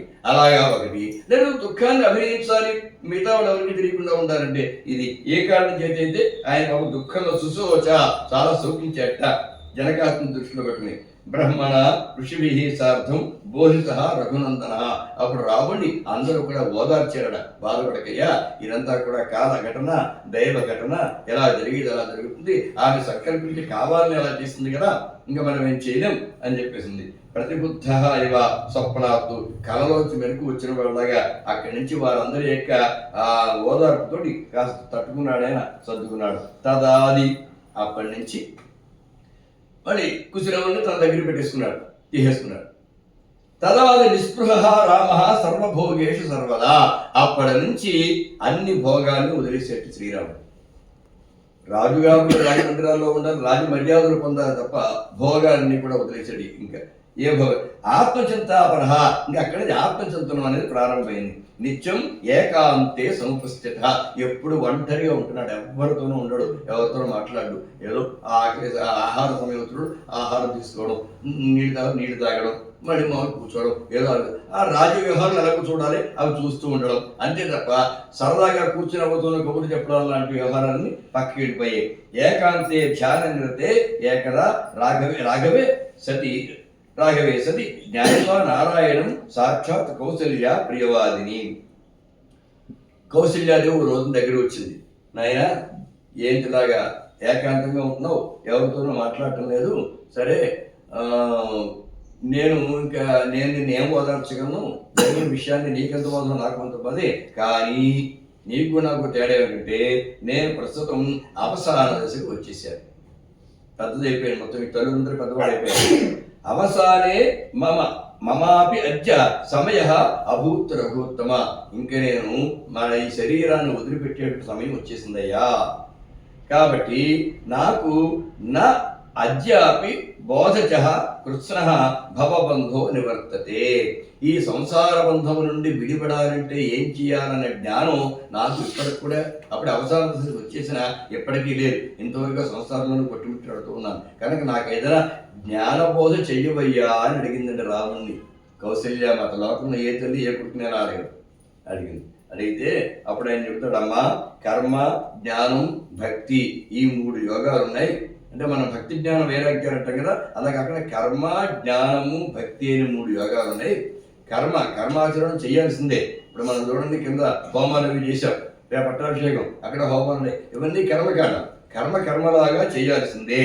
అలాగే దానికి సంబంధించి కేవలం మూఢభక్తితో కర్మాచరణం చేయకుండా జ్ఞానాన్ని సంపాదించాలి. ఏం చేస్తున్నాం, ఎందుకు చేస్తున్నాం, ఆ జ్ఞానంతో చేయాలి. అలా ఉండగా ఎవరిని ఉద్దేశించి చేస్తున్నామో ఆయన పరిపూర్ణమైన భక్తి ఉండాలి. కనుక భక్తి జ్ఞానము కర్మ 3 కూడా ఉన్నట్లయితే వారే భగవంతుని చేరుకుంటారమ్మా. ఇందులో అయితే సరాసరిగా నన్ను చేరుకుంటారు. నువ్వు నారాయణుడివి నాకు తెలుసు రామ, కాబట్టి నిన్ను చేరుకోవాలంటే ఏం చేయాలని అడిగింది దేవుడు. కనుక భక్తి జ్ఞాన కర్మలు ఎవరికైతే ఉంటాయో వారే నన్ను చేరుకుంటారు అని చెప్పి అమ్మ ఇందులో ఈ భక్తి అనేది కూడా మళ్ళీ 3 రకాలుగా ఉంటుంది. తామస భక్తి, రాజస భక్తి, సాత్విక భక్తి అని. కొంతమంది హింస, దంభం, మాత్సర్యం, క్రోధము వీటితో భక్తిని ప్రదర్శిస్తూ ఉంటారు. కొంతమంది ఏదో జీవుని హింసిస్తేనే దేవుడు సంతోషిస్తాడు లేదా అమ్మవారు సంతోషిస్తుంది, దానివల్ల నాకేదో ఉపకారం కలుగుతుంది అని ఆలోచించి ఆ హింసతోటి, అలాగే చాలా దంభాలు, నేను చేసినట్టుగా ఇంకెవరు చేయరు, నేను ఎలా చేస్తున్నానో చూడండి అని భక్తిని ప్రదర్శిస్తారు కొంతమంది. ఇవన్నీ కూడా తామస భక్తుల్లోకి వస్తాయి. సరే, అలా కాకుండా ఫలాభిసంధి భోగార్థి ధనకామ యశస్తద, అలా కొంతమంది ఫలాన్ని కోరుకుని, భోగములను కోరుకుని, ధనాన్ని కోరుకుని, కీర్తిని కోరుకుని పూజా పురస్కారాలు చేస్తూ ఉంటారు. ఆ పూజకి ప్రయోజనం ఏంటి అంటే ధనం కావాలి, లేదా భోగాలు కావాలి, లేదా ఫలాలు ఏదో ఫలితం కావాలి, కీర్తి కావాలి. వాటి కోసం అర్చన ఎవరైతే చేస్తారో వాళ్ళని పూజయేత్సతు రాజసః, దాన్ని రాజస భక్తి అంటారు. అది కాకుండా పరస్మిన్ అర్పితం చేస్తూ కర్మ నిర్హరణాయ వా కర్తవ్యమితి వా కుర్యాత్, ఈ పని నేను చెయ్యాలి కాబట్టి చేస్తున్నాను, ఇది నా కర్తవ్యం. తెల్లవారు వేస్తే సంధ్యావందన చెయ్యాలి. ఇది ఎందుకు చేస్తున్నాం, ధనకర వస్తు వాహనాల గురించి కాదు, క్షేమస్థైర్య విద్యాభయాది ఆరోగ్య ఐశ్వర్యాల కోసం కాదు, మరి దేని కోసం, ఇది నా చేయబోతే ఇష్టమైన డ్యూటీ, ఇది నేను చెయ్యాలంటే. తల్లికి అన్నం పెడతావు, అది ఎందుకోసం పెడుతున్నావు, అది పుణ్యం కోసం పెడుతున్నావా, ధనకనక వస్తు వాహనాల కోసం పెడుతున్నావా? అమ్మకి చిన్నప్పుడు అమ్మ మనకి అన్నం పెట్టింది కాబట్టి ఇప్పుడు అమ్మకి అన్నం పెట్టడం మన కర్తవ్యం. దాని నుంచి ఫలం ఆశించి చేయవు. భార్యకి అన్నం పెట్టడం మన కర్తవ్యం, పిల్లల్ని పోషించడం మన కర్తవ్యం, తర్వాత పిల్లల్ని బట్టి పెద్దలను పోషించడం మన కర్తవ్యం, ఇరుగు పొరుగు వారికి సాయపడుతూ ఉండడం మన కర్తవ్యం, భూతములకు సాయం అంటే సమస్త భూతములకు ఎడలా దయగలిగి ఉండడం, ఇదంతా మనం చెయ్యవలసిన పని, ఏదో ఆశించి చేయడం కాదు. కనుక ఈ అనుష్ఠానము, యజ్ఞములు, యాగములు, పూజలు, పురస్కారాలు మానవున్నే పుట్టారు కనుక నేను ఇవన్నీ చెయ్యాలి అని చేస్తారు తప్ప ఎటువంటి ఫలాన్ని ఎవరైతే ఆశించారో, ఎప్పుడు వినయంగానే ఎవరైతే ఉంటారో, ఎవరైతే అహంకారం పొందకుండా ఉంటారో వాళ్ళ భక్తి సాత్విక భక్తి. తామస భక్తితో ఉన్నవాళ్ళు కానీ, రాజస భక్తితో ఉన్నవాళ్ళు కానీ స్వర్గలోకాన్ని పొందుతారు. తిరిగి మళ్ళీ క్షీణే పుణ్యే మత్స్యలోకం విసంతి, తిరిగి మళ్ళీ ఈ భూలోకానికి వచ్చేస్తూ ఉంటారు. అలా కాకుండా సాత్విక భక్తితో ఎవరైతే నన్ను అర్చిస్తారో, నా అంటే విష్ణుమూర్తిని భగవంతుని అర్చిస్తారో వాళ్ళు మళ్ళీ తిరిగి పుట్టుక అనేది పుట్టరు, పూర్తిగా మోక్షాన్ని పొందుతారమ్మా అని కౌశల్యకి రాముడు చెప్పడం జరిగింది. అంటే అప్పుడు ఆవిడ సంతోషించండి. తర్వాత ఇంకా తను ఏదో రఘువంశంలో కూడా చెప్తారు కదా కాళిదాసు, యోగేన అంతే తనుచ్యజాం, శరీరం ఇంకా పెద్ద ముసలితనం వచ్చేసిన తర్వాత ఇంక నేను ఈ లోకంలో ఉండవలసిన అవసరం పూర్తి అయిపోయింది, ఇంకా శరీరం కూడా సహకరించడం లేదు అని అనుకుని యోగమును వహించి యోగముతో తను వాళ్ళందరూ వాళ్ళ ప్రాణోత్క్రమణం అంటారు. భీష్ముడిలాగే రఘువంశరాజులందరూ కూడా వాళ్ళందరూ వాళ్ళ ప్రాణాన్ని శరీరాన్ని వదిలేసి బయటకు వచ్చేస్తారు. ఇది ఇంట్లో బయటకు వచ్చేసినట్టే, శరీరం వదిలేసి బయటకు వచ్చేస్తాడు. అలా ఎలా రాగలుగుతుంటే యోగాభ్యాసం కూడా రాగలుగుతారు. అలాగే యోగంతో ఆమె బయటకు వచ్చేసింది కౌశల్యాదేవి. అలాగే ఎప్పుడైతే ఇవిడ వచ్చిందో ఆ తర్వాత కైకేయీ చాపి యోగం రఘుపతి గరితం పూర్వమే వాధికమ్యా, కైకాదేవి కూడా అదే పనిచేసింది. ఆవిడ కూడా యోగముతోటి తన యొక్క శరీరాన్ని విడిచిపెట్టేసింది. ఆ తర్వాత మాతాస్త్రీ లక్ష్మణస్యాపి అతి విమలమతి ప్రాప భక్తుస్తమీపం. అలాగే సౌమిత్రుడు కూడా యోగముతో శరీరాన్ని విడిచిపెట్టేసి ఈ ముగ్గురు కూడా ఎక్కడైతే వారి యొక్క భర్త దశరథుడు ఉన్నాడో ఆ ప్రదేశానికి, ఆ లోకానికి వీళ్ళందరూ కూడా వెళ్ళిపోయారట. ఇంకా అంటే జాగ్రత్తగా రాముడు తన చేతి మీదుగానే ఆడు తండ్రి ఇప్పుడు వెళ్ళాడు, ఇప్పుడు తల్లి కూడా వెళ్ళిపోయారు. ఇంక ఇప్పుడు తనకి బాధ్యతలు అంటే ఉంటాయే పెద్దవాళ్ళు చూసుకోవడం, ఇంకా అవేమీ లేవు. ఇప్పుడు తాను ఏమైనా చేసుకోవచ్చు, ఏమైనా చేయొచ్చు. అందుకని ఇంకా మనం ఇతను కూడా వెళ్ళాలి, మనం కూడా వెళ్ళాలి. ఎప్పుడు వెళదాం? పెద్దవాళ్ళు వెళ్ళిపోయారు అంటే నేను వెళితే బాధపడేవాళ్ళు ఉండకూడదు, అంటే పెద్దవారి ముందు చిన్నవాళ్ళు వెళ్ళకూడదు. అలా పెడితే బాధపడతారు. ఇంకా బాధలు ఏం లేవు. అంటే ఇప్పుడు నేను ఏమంటారంటే లైఫ్ క్లియర్ అవడం అనమాట. అలా అయిపోయింది. ఈ దిశగా ఆలోచిస్తూ ఉండగా ఒక రోజున యమధర్మరాజు మారు రూపంలో మునీశ్వరుడి వేషంలో వచ్చాడు. వచ్చి లక్ష్మణుడు చూపిస్తే ఇలాగా రాముడు దర్శించాలట అంటే తీసుకువెళ్ళాడు. మునీశ్వరుడు కూర్చోండి, మరి తమరెవరు, మీతో మీకు నేను ఏం చేయగలవాను చెప్పండి అని అడిగాడు. అడిగితే నేను ఏదో ముఖ్యమైన విషయాలు మాట్లాడడానికి వచ్చా. మాట్లాడుతున్నప్పుడు నువ్వు నేను తప్ప ఇంకెవరు ఉండడానికి వీలేదు. మనం మాట్లాడుతూ ఉండగా ఎవరైనా వచ్చి వింటే వాళ్ళకి మరణదండను విధించాలి, ఆ శాసనం చెయ్యి అంటారు. సరే అయితే అని లక్ష్మణుడిని పిలిచి మేమిద్దరం మాట్లాడుకుంటాం, మా మాటలు మేము మాట్లాడుకుంటుండగా లోపల ఎవరు కూడా రాకూడదు, వస్తే మరణదండన వాడికి విధించబడుతుంది. ఇది మళ్ళీ ఎవరైనా ద్వారం దగ్గర కాపలా కాస్తే వాడు సరిగా దీన్ని పాటించగలరో లేదో, ఎందుకంటే ద్వారపాలకులు కాదు, నువ్వెవరు ద్వారం దగ్గర అన్నాడు. సరే ఆయన ఉన్నాడు. ఇంకేం మాట్లాడడం స్వామి రామచంద్ర, నేను యమధర్మరాజును, బ్రహ్మదేవుడు నన్ను పంపించాడు ఇక్కడ నీ దగ్గరికి. ఏమిటంటే నువ్వు ఏ పని మీదైతే వచ్చావో, రావణ సంహారం అనే పని, ఇంకా రాక్షస సంహారం అనే పని, భూభారమును తగ్గించడం అనే పని, అదంతా పూర్తయిపోయింది. నువ్వు ఇక్కడ 11,000 సంవత్సరాలు ఉండడానికి ఒక కాల నియతి ఏర్పాటైంది. ఆ 11,000 సంవత్సరాలు కూడా అయిపోయింది. ఇంకా నువ్వు ఇక్కడ ఉండాలి అనే కోరిక కనుక ఉన్నట్లయితే మాకు ఎటువంటి అభ్యంతరము లేదు, ఎంతకాలమైనా ఉండొచ్చు. కానీ ఒకసారి మేము ఇచ్చినటువంటి కాలం అయితే మాత్రం పూర్తి అయిపోయిందని గుర్తు చేయడానికి మాత్రమే నేను నీ దగ్గరికి వచ్చాను, ఇతను పంపిస్తున్నాను అని బ్రహ్మదేవుడు మీకు చెప్పమన్నారు. మీ ఇష్టం, ఉండాలనుకుంటే ఉండొచ్చు, లేదా వచ్చేయనుకుంటే వచ్చేయచ్చు అని.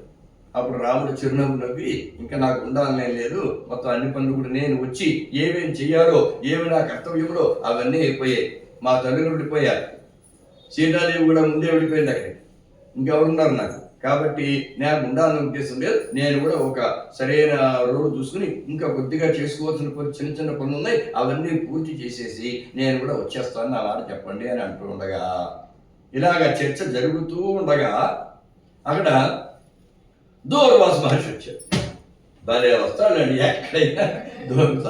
నారదుడు ఒకడు, దూర్వాస మహర్షి ఒకడు, వాడు వచ్చాడంటే ఏదో అయిందనే. ఇప్పుడు నారదుడు వస్తే మరీ అంత ప్రమాదం కాదు, దూర్వాసుడు వస్తే మరీ ప్రమాదం. నారదుడు కలహమే పెడతాడు, ఈయన ఏక శాపాలు ఇచ్చేస్తాడు. జేబులో సిద్ధంగా ఉంటాయన్నమాట, ఇలా తీసాలు కలిసిస్తాడు అంతే. ఇలా మన కరెన్సీ నోట్లు పెట్టుకున్నట్టు ఆయన జేబులో శాపాలు పెట్టుకుని వస్తాడు. కోపం ఇట్టే ముక్కు మీద కోపం మునిస్తారు. అసలు మునిస్తారు అంటే చితక్రోధులు వారి, కానీ ఈ దూర్వాస మహర్షి మాత్రం మహాక్రోధి. కానీ ఆ క్రోధాల వల్ల లోకంలో చాలా చాలా కథలు మలుపులు తిరిగాయి. కొన్ని అవి కూడా లోక కళ్యాణానికే, మహాత్ముల యొక్క కోపాలు కూడా లోక కళ్యాణానికి జరుగుతాయి. దూర్వాసన కోపాలు మనకి అన్ని జాగ్రత్తగా చూస్తే అన్నీ లోక కళ్యాణం కోసం జరిగాయి తప్ప ఎవరు నష్టపోయింది పాడైపోయింది ఏది జరగదు కదా. దూర్వాసుడు వచ్చాడు లక్ష్మణుడితో, నేను అత్యవసరంగా శ్రీరామచంద్రుడిని దర్శించాలి అన్నాడు. అయ్యా, రాముడు ఏకాంతంలో మాట్లాడుతున్నాడు, ఎవరితో చర్చ చేస్తున్నారు, ఇప్పుడు ఎవరికీ ప్రవేశం లేదు, కానీ కాసేపు ఆగండి, మీకు ఏ పని విడిచలేదు నాకు చెప్పండి, నేను చేసేస్తాను మీకు, దానికి రాముడే అక్కర్లా.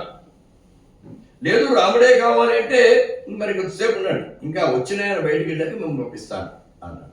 అంటే ఏంటి, మాలాంటి మునీశ్వరుడికి కూడా అవరోధాలా, మీ రాచరికం ఎట్లా ఉంటుందా అంటే మేము కూడా అనుమతి లోపల వేయడం లేదా, మేము నిరీక్షించాలా? ఇలాంటి రాజ్యంలోనా మేము ఉన్నాం, ఇలాంటి రాజ్యం ఉన్నా ఒకటే లేకపోయినా ఒకటే. అయితే ఇప్పుడే నేను చెప్పించేస్తాను, ఆ రామచంద్రుడు మిగలదు, తర్వాత ఆయన వచ్చిన కూడా మిగలదు, అసలు రాజ్యమే మిగలదు. ఇలాంటి రాజ్యమా? ఆ రాముడే రాజ్యం ఉన్నవాడు లేకపోతే మొత్తం రాజ్యం అంతటిని కూడా సర్వనాశనం చేసేస్తాను, ఇప్పుడే శాతం పెట్టేస్తాను అనేగాడు. అప్పుడు ఆలోచించాడు, ఇప్పుడు నేను ఈయన లోపలికి పంపించకపోతే ఒక్క శాపం పెట్టాడు, మొత్తం కోసల రాజ్యం అంతా బూడిదైపోతుంది. ఇంకెందుకు పనిచేయరు, క్షామం వచ్చేస్తుంది, వర్షాలు ఒకరు పంటల పండు, ఇంకా మొత్తం దారిద్ర్యంతో వచ్చేస్తుంది అంతే. లోపలికి వెళ్ళారా నా ప్రాణం. ఇప్పుడు ఏం చేయాలి? నా ఒక్కడి ప్రాణం పోయినా పర్వాలేదు, మిగిలిన రాజ్యం అంతా బాగుండాలి. పౌరులందరూ చనిపోయి రాజ్యంలో అందరూ పాడైపోవడం కంటే నా ఒక్కడి ప్రాణం పోయినా పర్వాలేదు అని భావించి లోపలికి వెళ్ళిపోయాడండి. అది దీన్ని అంటారు ఆత్మాహుతి. ఆత్మాహుతి అంటే అర్థం ఏంటి తెలుసా? నా ఒక్కడి ప్రాణం పోయినా పర్వాలేదు, ఓ 100 మందో 1000 మందో బతకాలి నా వల్ల, దాన్ని ఆత్మాహుతి అంటారు. కానీ నా ప్రాణం పోయినా పర్లేదు, నాతో పాటు ఇంకో 100 మంది చావాలి అనుకుంటే దాన్ని ఆత్మాహుతి అనరు. దానికి ఒక పేరు కూడా లేదు, అదొక మూర్ఖత్వం అంటారు దాన్ని. అంతేనా? ఆత్మాహుతిని పెద్ద అందమైన పేరు కూడా పెట్టారు దానికి. ఆత్మ బలిదానాల వేరు, ఇవి బలి లేదు, దానం లేదు, ఆహుతి లేదు. ఎప్పుడు కూడా నా ప్రాణం పోతే దాని బదులుగా కొన్ని 100 మందికో 1000 మందికో ప్రయోజనం కలగాలి. మరి పొట్టి శ్రీరాములు ప్రాణత్యాగం చేశాడంటే కొన్ని లక్షల మందికి ప్రయోజనం కలిగింది. గాంధీ మహాత్ముడు ప్రత్యేకంగా చేయలేదు అనుకోండి, ఎవడో దుర్మార్గం చంపాడు సరే అనుకుంటున్నాయి, కానీ గాంధీ మహాత్ముడు వల్ల దేశానికి ఒక ప్రయోజనం కలిగింది, స్వాతంత్రం అనేది. ఇలా మహాత్ములుగా చాలా మంది ఉన్నారు. మరి తాను సంపాదించినంత మొత్తం దారిపోయి తర్వాత తినడానికి తిండి కూడా లేదు. ఒక రాష్ట్రానికి ముఖ్యమంత్రి అయిన వాడు తంగుటూరి ప్రకాశం పంతులు గారు. ఒక రాష్ట్రాన్ని ముఖ్యమంత్రి చేసిన వాడికి చివరి రోజుల్లో తినడానికి కట్టుకోవడానికి బట్ట కూడా లేదు. మరి బోడంత లాయర్గా బోడంత సంపాదించాడు. వీడు త్యాగమూర్తులంటే. అంతేగాని నా ప్రాణం పోయినా పర్లేదు, నేను త్యాగం చేసేస్తాను, దాంట్లో ఇంకో 100 మందిని చంపేస్తాను, ఇది ఆత్మాహుతి కాదు, దీన్ని బలిదానం అంటారు. ఆత్మాహుతి అంటే, ఆత్మ బలిదానం అంటే లక్ష్మణుని చూసి నేర్చుకోవాలి. నా ఒక్క ప్రాణం పోయినా పర్వాలేదు, ఈ రాజ్యం అంతా బాగుండాలి అనుకుని ఎక్కడే కూర్చోండి మహర్షి, నేను ఇప్పుడే పెట్టి మీరు వచ్చిన సంగతి చెప్పొస్తాను అని లోపలికి వెళ్ళిపోయాడు అంతే. ఆ లోపలికి రావడం చూసి వెంటనే అవసరం కూడా అక్కడ అదృశ్యమైపోయాడు. మన పెట్టుకున్న సమయం ఏదైతే ఉందో, సమయం అంటే నియమం అనమాట, నియమన సమయం అంటారు. సమయం అంటే ఒప్పందం, అది సమయం అంటే. కనుక ఆ ఒప్పందం ఇక్కడ భగ్నమైందయ్యా, ఎవరు రాకూడదన్నాను, లక్ష్మణుడు వచ్చాడు, సరే నేను చెప్పాల్సింది చెప్పేసి వెళ్ళిపోతున్నాను అని చెప్పి వెళ్ళిపోయాడు. అప్పుడు అన్నయ్య అలాగా దూర్వాస మహర్షి వచ్చారు, అత్యవసరంగా తమను దర్శించాలంటున్నారు. అయ్యో అలాగే వెంటనే ప్రవేశపెట్టున్నారు. ఈయన వెళ్ళాడు, ఎదురు వెళ్ళాడు, లోపల కూర్చోబెట్టాడు. ఆ స్వామికి చెప్పండి ఏమిటి సెలవు అన్నాడు. ఏమీ లేదు, నేను 1000 సంవత్సరాలు తపస్సు చేశాను, ఉపవాసంతో తపస్సు పూర్తి. ఇప్పుడు భోజనం చేయాలి, ఎక్కడ పడితే అక్కడ భోజనం చేయను, నీలాంటి పవిత్రులకి ఇంట్లో భోజనం చేయాలి అని అనుకున్నాను నేను, అందుకు వచ్చాను, నాకు అన్నం పెట్టించానండి. భోజనం కోసం వచ్చాడు. కథంతా మొత్తం మార్చేసాడు. చూడండి ఎలా ఉందో. భోజనం కోసం వచ్చి ఒక మనిషి మొత్తం ప్రాణమే తీసే పరిస్థితి తీసుకొచ్చాడు దూర్వాసుడు. అంటే ఇవన్నీ ఘటనలు అంతే, ఎలా జరగాలో అలా గురించి మనం దానికి ఏం చేయలేం. సరే అయితే అలాగే తప్పకుండా అంతకంటేనా అని పంచపక్ష ప్రమాణాలతోటి శుభ్రంగా పవిత్రమైనటువంటి భోజనం ఆయనకి ఏర్పాటు చేశారు. అంటే వీళ్ళు భోజనం ఎలా పెడితే అలా తినేరు కదా, వాడు మునిస్తుంది కదా, ఖచ్చితంగా పవిత్రంగా భోజనం. వాటికి కూడా ఆహితంగా ఉన్నారనుకోండి, మరి వాడు చాలా పవిత్రంగా ఉంటే తప్ప ఏది పడితే ఎక్కడ పడితే అక్కడ ఏమి తినరు. ఎప్పటికి కూడా అలా ఉన్నవాడు చూసాం. విశ్వనాథ గోపాలకృష్ణ గారు ఉన్నారు, 4 శాస్త్రాలు పండుతున్నాయి. ఒకసారి ఆయన మేము ఢిల్లీ వెళ్ళాం రైల్లో. ఢిల్లీ అంటే 24 గంటల ప్రయాణం, మధ్యలో తినాలి కదా. ఆయన ఏంటంటూ 24 గంటలు ఏమి తినకుండా ఉండిపోతే మాకు బాధ కలిగింది, మేము తింటున్నాము, ఆయన తింటం లేదు. అప్పుడు మేము బాధపడుతున్నాం అని మధ్యలో ఆయన అరటిపళ్ళు తినడం వేస్తే పండు ఫలాలు పర్వాలేదు కదా, పళ్ళైనా తినండి, ఆ ఆహారం అయితే పక్వాహారం అయితే తినంటే అప్పుడు మా కోసమని ఆయన అరటిపళ్ళు తిన్నాడు అనమాట.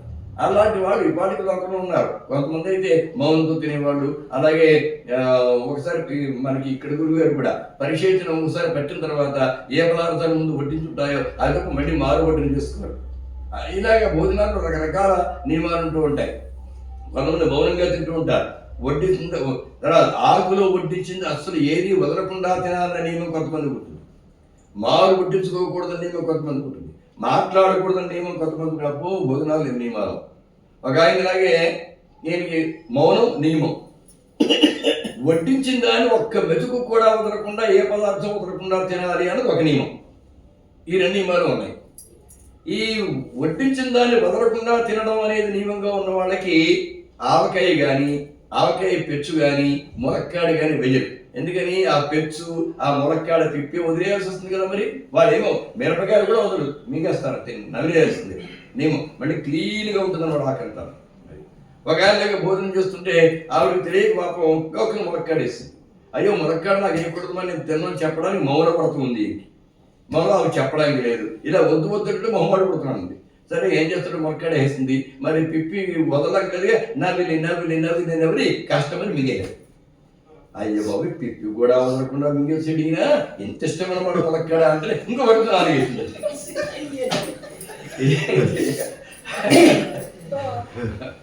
నా అవస్థ మింగి ఆ తర్వాత చెప్పాక గొప్ప ముచ్చేసేవారు చెప్పి నేను తినలేదు లేదన్నారు. మా నియమం ఇది అంటే మన నియమం ముందు చెప్పాలి కదా గారు, మేము ఏం చేస్తామండి.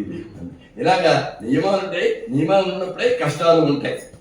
మరి దానికి ఏం చేయలేం. ఆ కష్టాలు కూడా ఎదుర్కోవాల్సి వస్తూ ఉంటుంది. సరే ఇక్కడ ఇతను పవిత్రమైన భోజనం అయితే తప్పదండు. పవిత్రులు పెట్టాలి, పవిత్రులు ఇళ్ళై ఉండాలి, ఆ భోజనం కూడా పవిత్రంగా ఉండాలి. అది కాదు తండ్రి ఏది పెడితే అది తినేస్తే పశువుకి మనకి తేడా ఉంది. ఇంకా పశువు ఏ గడ్డి పెడితే ఆ గడ్డి తింటుంది. మరి మనం ఎలా తింటాం? మన దగ్గర ఒక పవిత్రత తినడమే కాదు, కడుపు నిండడం ఒకటే పరమార్థం కాదు, అది పవిత్రంగా లోపలికి వెళ్ళాలి అన్న నియమం కూడా ఉంది. అందుకే మనకి శుచి శుభ్రత, మిగతా అన్ని దేశాలకి కేవలం శుభ్రత మాత్రమే ఉంటుంది.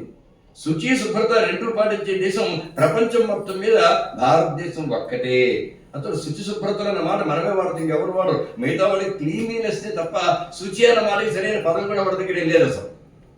అందుకని శుచి శుభ్రతలు మన దగ్గర ఉంటాయి. అలాగే సమయ నియమాలు ఇవన్నీ కూడా మనం బాగా పాటిస్తున్నాం. సరే మనం ఎక్కడికి వెళ్తున్నాం కదా, ఈయనకు ఆ భోజనం శుభ్రంగా పంచభక్ష్య పరమాన్నాలతోటి వడ్డించడం జరిగింది. శుభ్రంగా భోజనం చేశాడు, హాయిగా క్రయించాడు, బయలుదేరి వెళ్ళాడు అక్కడికి. అది అయిపోయింది. తర్వాత ఇప్పుడు అసలు కథ విషయం వచ్చింది. ఇప్పుడు లక్ష్మణుడు ఏం చేయాలి? వశిష్ఠాదులను అందరినీ కూడా పిలిచాడు.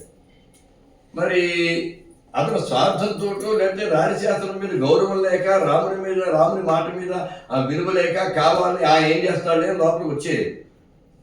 రాకపోతే శపించేస్తానన్నాడు. కాబట్టి లోకాన్ని కాపాడటం కోసమే లోకాన్ని లోపలికి వచ్చాడు తప్ప నిర్లక్ష్యంతో రాజశాస్త్రాన్ని ఎదిరించడం కోసం లోపలికి రాలేదు. ఇప్పుడు ఇప్పుడు ఏం చేయాలి లక్ష్మణుడిని? దండించకపోతే రాజశాస్త్రం వృధా పోతుంది, దండిస్తే ఒక నిర్దోషికి దండను విధించినట్లు అవుతుంది. ఏం చేయాలని అడిగితే అప్పుడు వశిష్ఠాలు ఏం చేశారంటే, ఉత్తమ పురుషుడికి రాజ్య బహిష్కారము మరణదండనంతో సమానము. కాబట్టి అతనికి మరణదండనం వద్దు, రాజ్య బహిష్కారం చేయండి. నిజంగా అతను ఉత్తముడు, త్యాగ బుద్ధితోటే శాసన ఉల్లంఘన చేశాడు కాబట్టి ఏ శిక్షణలు వేయాల్సిన తప్పదు, లేదంటే రాజశాసనం మీద గౌరవం పోతుంది ప్రజలకి, కనుక రాజ్య బహిష్కారం చేయండి అన్నారు. అప్పుడు సరే కదా అని, లక్ష్మణ నీ ఇష్టం, నువ్వు ఎక్కడికి వెళ్ళిపోతావు వెళ్ళిపో, ఇంకెక్కడిని మాత్రం బయటికి వెళ్ళిపోవాలి. పరిత్యాగో వధోవాపి సతామేవ ఉభయం సమం. రాజ్య పరిత్యాగ ఉభయం రెండు కూడా సత్పురుషులు కలిగి, అందరికీ కాదు, సత్పురుషులైన వాళ్ళకి రాజ్య బహిష్కరణ చేయడం ఎలాంటిది అంటే ఉరివేయడంతో, అంటే ప్రాణ శిరస్సులకి ఏదో మరణదండనతో సమానమైనది. నువ్వు సత్పురుషుడివి కనుక నీకు రాజ్య బహిష్కార శిక్ష వేస్తున్నాము అన్నాడు. సరే ఇతనేం చేశాడు? మీరు ఇచ్చినటువంటి అవకాశాన్ని నేను తీసుకోవటం లేదునండి, రాజశాస్త్రం అది నిలబడాలి కనుక నేను ఎక్కడికో వెళ్ళడం కాదు అని సరయూ నదికి వెళ్ళిపోయి అక్కడి రామం ప్రణమ్య, రాముడి కోసం నమస్కారం చేశాడు. సౌమిత్రి శీఘ్రం గృహం అగాత్ సకం, ఒకసారి తన ఇంటికి వెళ్ళాడు. ముందుగా వెళ్ళి తత అక్కడి నుంచి అగాత్ సరయూ తీరం, ఇంటి దగ్గర నుంచి సరయూ తీరానికి వెళ్ళిపోయాడు, సరయూ నదికి వెళ్ళిపోయాడు. ఆచమ్య, సరయూ నదిలో ఆచమనం చేశాడు. కృతాంజలి, ఒకసారి నమస్కారం చేస్తున్నాడు. నవద్వారాన్ని సంయమ్య, 9 రంధ్రాలు బంధించేసేటండి. ఇంకా ఏ రంధ్రం నుండి కూడా ఏ వాయువు కానీ, వాయువు అనేది ఏ రకంగా ప్రసరించదు అన్నమాట. బయట వాయువు లోపలికి వెళ్ళదు, లోపల వాయువు బయటకు వెళ్ళదు. మొత్తం మనకున్న నవరంధ్రాలు తెలుసు కదా, అన్ని బిగించేస్తాయి.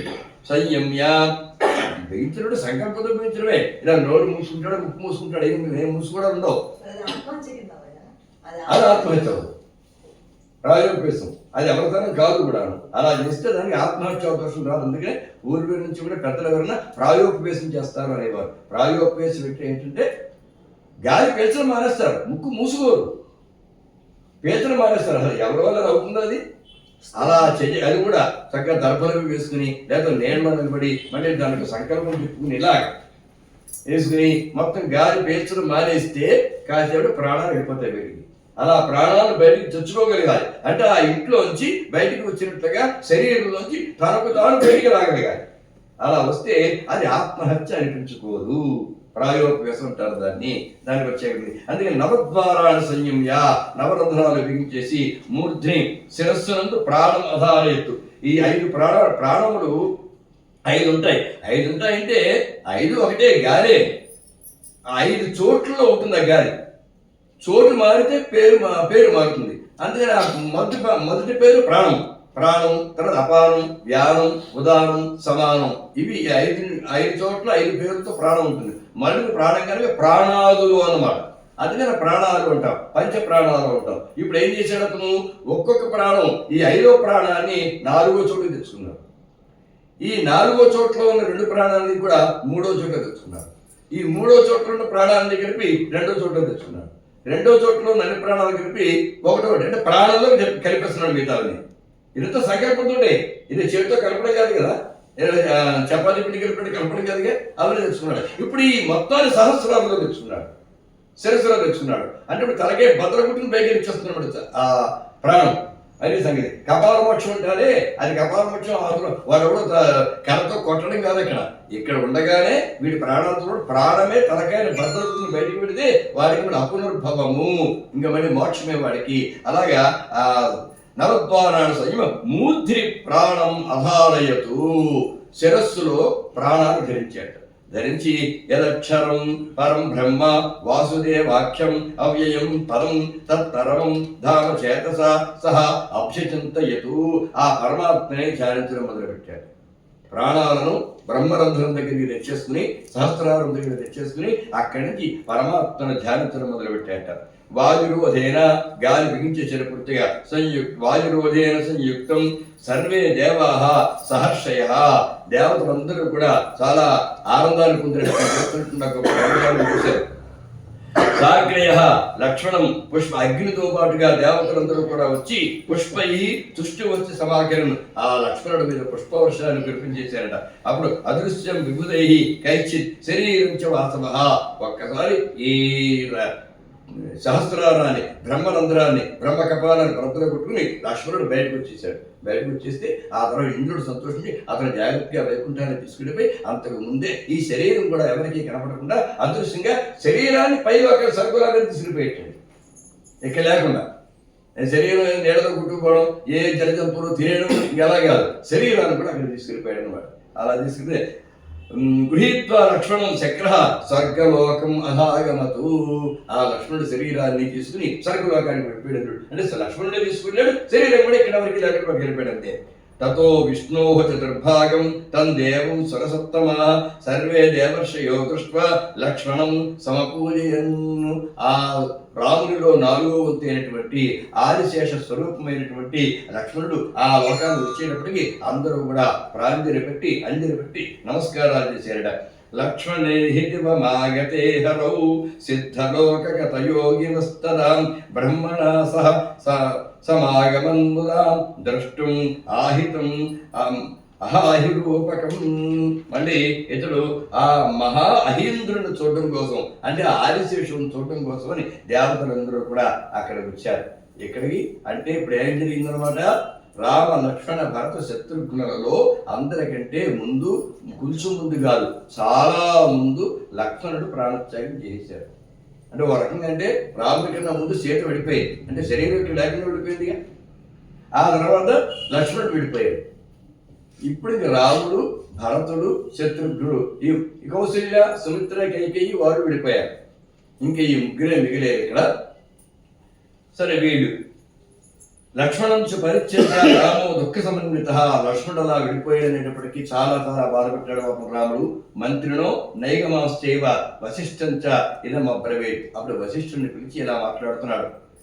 అభిషేక్యామి భరతం అధిరాజ్యే మహామతిం, చాలా బుద్ధిమంతుడైనటువంటి భరతుడిని ఈ రాజ్యానికి నేను పట్టాభిషిక్తుని చేస్తాను. అద్యట అహం గమిష్యామి లక్ష్మణస్య పదానుగ్రహ, ఈ లక్ష్మణుడు వెళ్ళిన మార్గంలోనే నేను కూడా వెళ్ళిపోతాను, వైకుంఠానికి వెళ్ళిపోతాను. నేను భరతుడికి రాజ్యం ఇచ్చేసి నేను కూడా ప్రాణత్యాగం చేద్దాం అనుకుంటున్నాను గురువు గారు అన్నారు.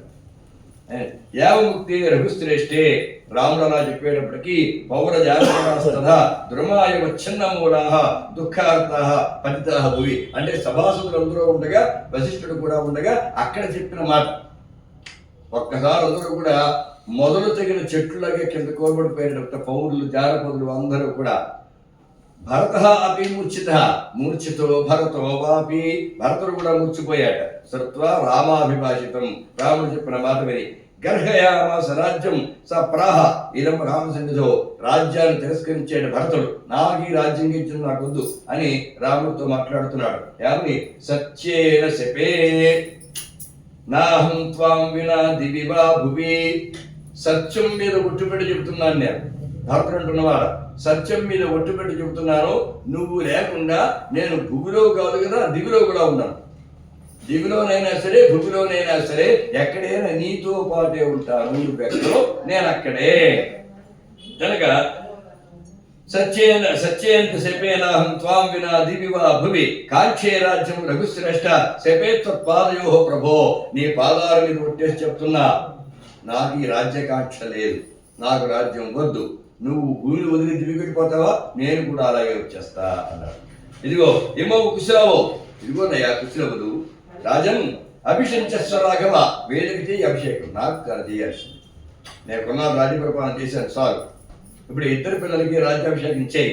కోసలేషు కుశం వీరం ఉత్తరేషు లవం తథా. ఈ కోసల రాజ్యానికేమో కుశుల్ని రాజుని చేసి పట్టాభిషేకం చేయి. అలాగే ఉత్తర భాగం ఆ కోసల దేశానికి ఉత్తర భాగం అంతా కూడా లవుడికి ఇచ్చి అక్కడికి రాజ్య పట్టాభిషేకం చేయి అని చెప్పేసి అన్నాడు. గచ్చంత దూతాహ త్వరితం శత్రుఘ్న ఆనయనాయ హి అస్మాకమేతద్ గమనం స్వర్వాసాయ శృణోతు సహా. స్వర్వాసాయ శృణోతు సహా, అది స్వర్వాసాయ స్వర్గలోకంలో నివసించడం కోసమని. సరే శత్రుఘ్నుడు కూడా పిలవండి, మనందరం కలిసే వెళ్ళిపోదాం స్వర్గానికి, నువ్వు అక్కడివి కాదు అన్నయ్య వెళ్ళడం. శత్రుఘ్నుడు కూడా పిలవండి అన్నారు. భారతేన ఉరితం సత్వ అపరితాస్త సమీక్షితం ప్రజాశ్చ భయ సందిగ్నాః. అందరూ ప్రజలందరినీ మొత్తం రాముడు అక్కడే ఉంటే మొత్తం అందరూ కూడా వెళ్ళిపోతున్నారు. ఇదేమిటి అని చెప్పి అందరూ కూడా బాధపడ్డారు. రామ విశ్లేష కాతరాహ, రాముడు దూరం అయిపోతాడా మనకి, రాముడు మన వదిలి వెళ్ళిపోతాడా అని అందరూ కూడా చాలా చాలా భయపడ్డారట. వశిష్ఠో భగవాన్, పూజ్యుడైనటువంటి ఆ మహర్షి అయినటువంటి వశిష్ఠుడు రామం వాచ సదయం వచ, రాముడితో మాట్లాడుతున్నాడు. పశ్య తాత ఆదరాత్తు సర్వాహ పతితాహ భూతలే ప్రజా. నువ్వు ఎలా అంటే ప్రజలందరూ కూడా చాలా బాధపడుతున్నారయ్యా, మరి ఇలా మాట్లాడే న్యాయం కాదంటే గంతు ఇచ్చసి యత్ర త్వం అనుగచ్చామహే వయం. ఓ పని చేద్దాం, నువ్వు వెళ్ళిపోతే పెద్ద ప్రజలందరూ ఉన్నారు, ఓ పని చేయండి స్వామి, వెళ్ళడం తప్పదు అనుకుంటే మీతో పాటు మేము కూడా వచ్చేస్తాం. మేమందరం కూడా పెద్దవాళ్ళమే, పిల్లలు కాదు, మేమందరూ పెద్దవాళ్ళం అయిపోయాం. ఈ శరీరాన్ని వదిలేయవలసిన వాడు అలాగే ఉన్నాం, కానీ మేమందరం కూడా మీతో పాటే వచ్చేస్తాం, అనుమతించండి అన్నారంతే. సరే, తర్వాత అభిషిక్త సుబాహం వై మధురాయ మహాబల. సరే, కుశుడికి లవుడికి ఇక్కడ శత్రుఘ్నుడికి వర్తమానం పంపారు. సరే, అయితే శత్రుఘ్న వ్యవహారం ఇలా జరిగింది ఇక్కడ, ఇంకా మేము కూడా లక్ష్మణుడు వెళ్ళిపోయాడు, మేము కూడా వెళ్ళిపోవాలనుకుంటున్నాం, నువ్వు కూడా మాతో వచ్చేస్తావా అని అడిగితే వెంటనే శత్రుఘ్నుడు ముందు బాధపడి తర్వాత తన కుమారులైనటువంటి సుబాహుడు యోపకేతువు ఆ ఇద్దరిని కూడా, సుబాహుడేమో మధురా నగరానికి, యోపకేతునేమో విదిశా నగరానికి పట్టాభిషేకం చేసేసి అక్కడికి వెళ్ళి వచ్చేసాడు. అలాగే భరతుడు అతని కొడుకులకు కూడా పట్టాభిషేకం చేసేసాడు. శత్రుఘ్నుడు భరతుడు, లక్ష్మణుడు అతనికి ఇద్దరు కొడుకులు, వాళ్ళకు కూడా రెండు రాజ్యాలకి. వీళ్ళందరికీ గమ్మత్తు ఏంటంటే ఇద్దరిద్దరు మా పిల్లలే, అందరికీ రాజ్యాలు ఇచ్చేసారు. అందరికి మొత్తం ఎవరి రాజ్యాల వాళ్ళకి మొత్తం ఇచ్చే గొడవలు లేకుండా ఇంకా ఇలా చేయకపోవడం చేశారు కదా. ఆ భారతంలో అన్ని గొడవలు కూడా చేశారు వాళ్ళంతా, ఇంక ఏ గొడవ లేకుండా ఎవరి రాజ్యాల వాళ్ళకి శుభ్రంగా ఇచ్చేసారు. ఇచ్చిన తర్వాత అప్పుడు వీళ్ళందరూ బయలుదేరంటే సుగ్రీవారి వానరులు కూడా వచ్చేసారు.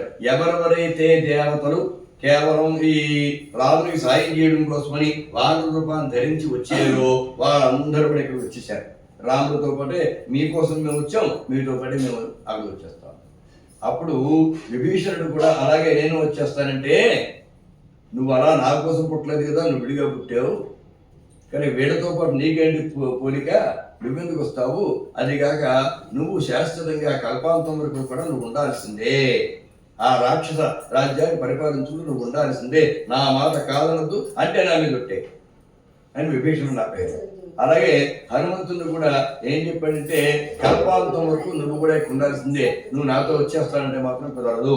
ఎందుకంటే ఇక్కడ రామరాజ్యం, రాముడు లేకపోయినా రామరాజ్యం నడుస్తూ ఉండాలి, రక్షణ జరుగుతూ ఉండాలి, రామనామానికి వ్యాప్తి ఉండాలి, కనుక ధర్మానికి వ్యాప్తి ఉండాలి, కాబట్టి నువ్వు ఉండిపోవలసింది ఇక్కడ ఉండవయ్యా అని హనుమంతుడు కూడా ఆపేశాడు. మిగతా వాళ్ళందరూ కూడా రావడానికి సిద్ధపడిపోయారు. అక్కడ సుగ్రీవుడు ఏం చేశాడంటే అంగదుడికి పట్టాభిషేకం చేశాడు. అంటే రాజ్యం నడుస్తున్నారు కదా, అంగదుడికి పట్టాభిషేకం చేసి సుగ్రీవుడు ముందు ఇచ్చిన మాట కదా అది, వారికి బదులుగా అంగదుడు ఇంకా పెద్దవాడు అవ్వలేదు కనుక సుగ్రీవుడు రాజ్యం చేశాడు. ఇప్పుడు అంగదుడికి యువరాజుగా పట్టాభిషేకం చేశాడు, ఇప్పుడు రాజ్యాభిషేకం చేశాడు. మహాబలైనటువంటి అంగదుడికి రాజ్య పట్టాభిషేకం చేశాడు. తర్వాత జాంబవంతుడు నేను వస్తున్నాను, నువ్వు ఎక్కడ వస్తావు, నువ్వు ఉండిపో. ద్వాపర యుగంలో నీకు నాకు వేరే కారణం చేత యుద్ధం అవడం జరుగుతుంది. నీకు నాకు యుద్ధం జరగాలని రాసి పెట్టుంది, కానీ ఈ అవతారంలో యుద్ధం కుదరదు. కనుక ద్వాపర యుగంలో మన ఇద్దరం కాసేపు సరదాగా యుద్ధం చేసుకుంటాం, ఆ తర్వాత నువ్వు వద్దు కానీ అంతవరకు యుగం మారేంత వరకు నువ్వు ఉండిపోవాల్సిందే అని చెప్పేస్తున్నాడు. అలా ఆపేశాడు. మయాసార్థం భవేద్యుద్ధం యత్కించిత్ కారణాంతరే, వేరే ఏదో ప్రత్యేకమైన కారణం చేత నీకు నాకు మధ్య యుద్ధం జరుగుతుంది అని ఇక్కడ రాముడు చెప్పాడు. కారణం ఏంటో మాత్రం చెప్పలేదు, కానీ ఏదో కారణం యుద్ధం మాత్రం జరుగుతుంది అన్నాడు. కానీ అప్పటిదాకా ఉండు అన్నాడు. తర్వాత నిష్క్రమ్య రామో నగరాత్తు చిదాభ్రాత్తు. సరే, శశికోటి కాంతి 100 మంది చంద్రులు ఒక్కసారి ప్రకాశిస్తే ఎలా ఉంటుందో ఆ రకంగా ఆ రాముడు నడిచి వెళుతున్నట్ట. రామస్య సవ్యే శతపద్మహస్త పద్మాగత పద్మ విశాల నేత్ర. రాముడు అలా బయలుదేరి వస్తూ ఉంటే సాక్షాత్తుగా లక్ష్మీదేవి ఎడం పక్కన వచ్చి నా పద్మం చేతితో పట్టు నడుచుకుంటూ వస్తూ ఉందట వైకుంఠానికి అక్కడికి వచ్చి. అలాగే పాశ్చే దక్షే కుడివైపున అరుణ కంజ హస్త ఒక ఎర్రటి పద్మాన్ని పెట్టుకుని శ్యామ యయౌ భూరపి దీప్యమాన భూదేవి పక్క నుంచి నడుచుకుంటూ వస్తుందట. అంటే తేజశరీరాలతోటి ఒక పక్క నుంచి లక్ష్మి, ఓ పక్క నుంచి భూదేవి. మరి లక్ష్మీదేవి భూదేవి ఇద్దరు, శ్రీదేవి భూదేవి సైతులు కదా, మరి శ్రీదేవి భూదేవి కూడా వచ్చాడ. వేదాశ్చ సర్వే, వేదాన్ని రూపం ధరించేసి ఆకారం ధరించి కూడా వచ్చాయి, రాములు కూడా వస్తున్నాయి. ఆయన సరయునది బయలుదేరుతున్నాడు, ఈ వేదాన్ని ఆయన కూడా వస్తూ ఉన్నాయి. అలాగే యయుశ్చ సర్వే మునయశ్చ దివ్యా, మునీశ్వరులందరూ కూడా వెంటబడి కూడా చుట్టుముట్టి కూడా వస్తూ ఉన్నారు. మాతా సుతీన ప్రణవేన సద్ధి యయౌ హరిం వ్యాహృతిభిః సమేతః. సరే, ఇంకా ఈ స్వాహాకారాలు వ్యాహృతులు ఇలాంటివన్నీ కూడా ఆయన కూడా వస్తూ ఉన్నాయట. ఈ రకంగా సర్వే గతాః క్షత్రముఖాః ప్రహిష్టాః, అందరూ కూడా ఆ రాముని అనుసరించి ప్రతి వారు కూడా వెళ్ళడం మొదలుపెట్టింది. తతః అతిదూరం నగరాత్ స గత్వా దృష్ట్వా నదీం తాం హరినేత్ర జాతాం. చాలా దూరం, నగరం నుంచి చాలా దూరం ప్రయాణం చేసిన తర్వాత సరయూ నదిని చూశారు. ఆ సరయూ నది ఎలాంటిదంటేట హరినేత్ర జాతాం, విష్ణుమూర్తి యొక్క కళ్ళలోంచి పుట్టింది.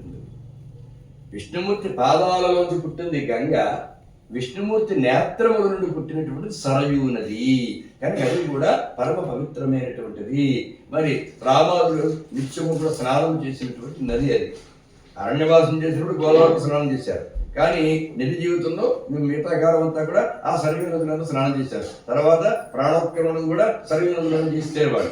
కాబట్టి హరినేత్ర జాతాం ననంద రామ స్వతపావనః అతః దదర్శ చ అశేషమిదం హృదిస్థం.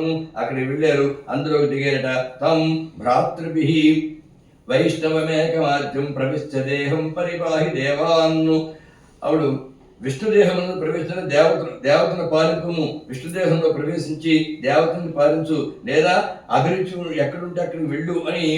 త్వమేవ దేవాధిపతిశ్చ విష్ణు జ్ఞానంతినత్వం పురుషా వినామా అంటూ ఒకసారి బట్టి అందరికీ కూడా కొంచెం వేదాంత బోధ ఒకటి చేసి పితామహ ప్రార్థనయా సరామ పశ్యత్సు దేవేషు మహాప్రకాశ ప్రకాశ ముష్ణౌస చక్షుంష దివౌకసాంత తథా బభూవ చక్రాదియుత చతుర్భుజ. ఒక్కసారి అందరూ అలా సరయూ నదిలో ప్రవేశం చేశాడు. ప్రవేశించిన తర్వాత ప్రవేశించగా అందరూ చూస్తూ ఉండగా ఆయనకి చక్రాలు ఆయుధాలు వచ్చేసేట, 4 భుజాలు కూడా వచ్చేసేట. 4 భుజములతో శంకు చక్రములతోటి విష్ణుమూర్తిగా అందరికి కనిపించాట. సౌమిత్రుడు కూడా పడగలతో ప్రకాశించేటువంటి ఆదిశేషువుగానే అందరికీ కూడా దర్శనం ఇచ్చాట. సీతాదేవి మళ్ళీ లక్ష్మిగా మారి ఒకసారి దర్శనం ఇచ్చిందిరా. దేవముఖ్యాదులందరూ కూడా ఆ లోకానికి వెళ్ళడం జరిగింది. వైకుంఠ లోకానికి వెళ్ళిపోయారు. వెళ్ళిన తర్వాత అక్కడ వెళ్ళేటప్పటికి అంటే మహారాజు గారు వస్తున్నారు అంటే రావడానికి ముందే అన్ని సిద్ధం చేయాలి కదా.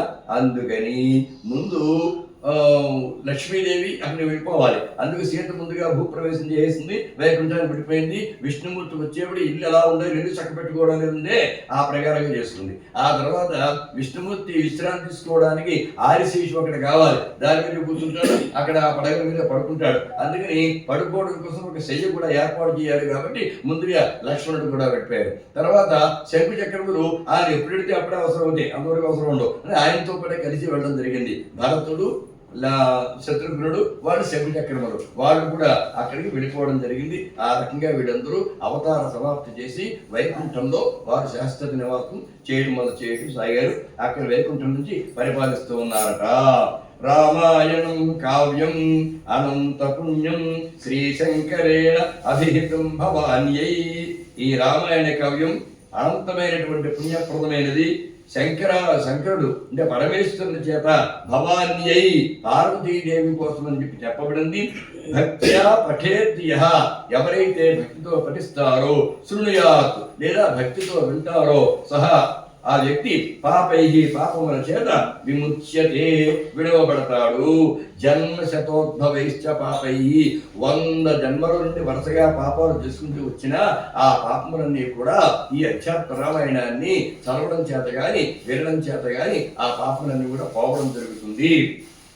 అధ్యాత్మ రామం పఠతశ్చ నిత్యం శ్రోతుశ్చ భక్త్యా లిఖితశ్చ రామః అతి ప్రసన్నశ్చ సదా సమీపే సీతా సమేత శ్రియమాతనోతి.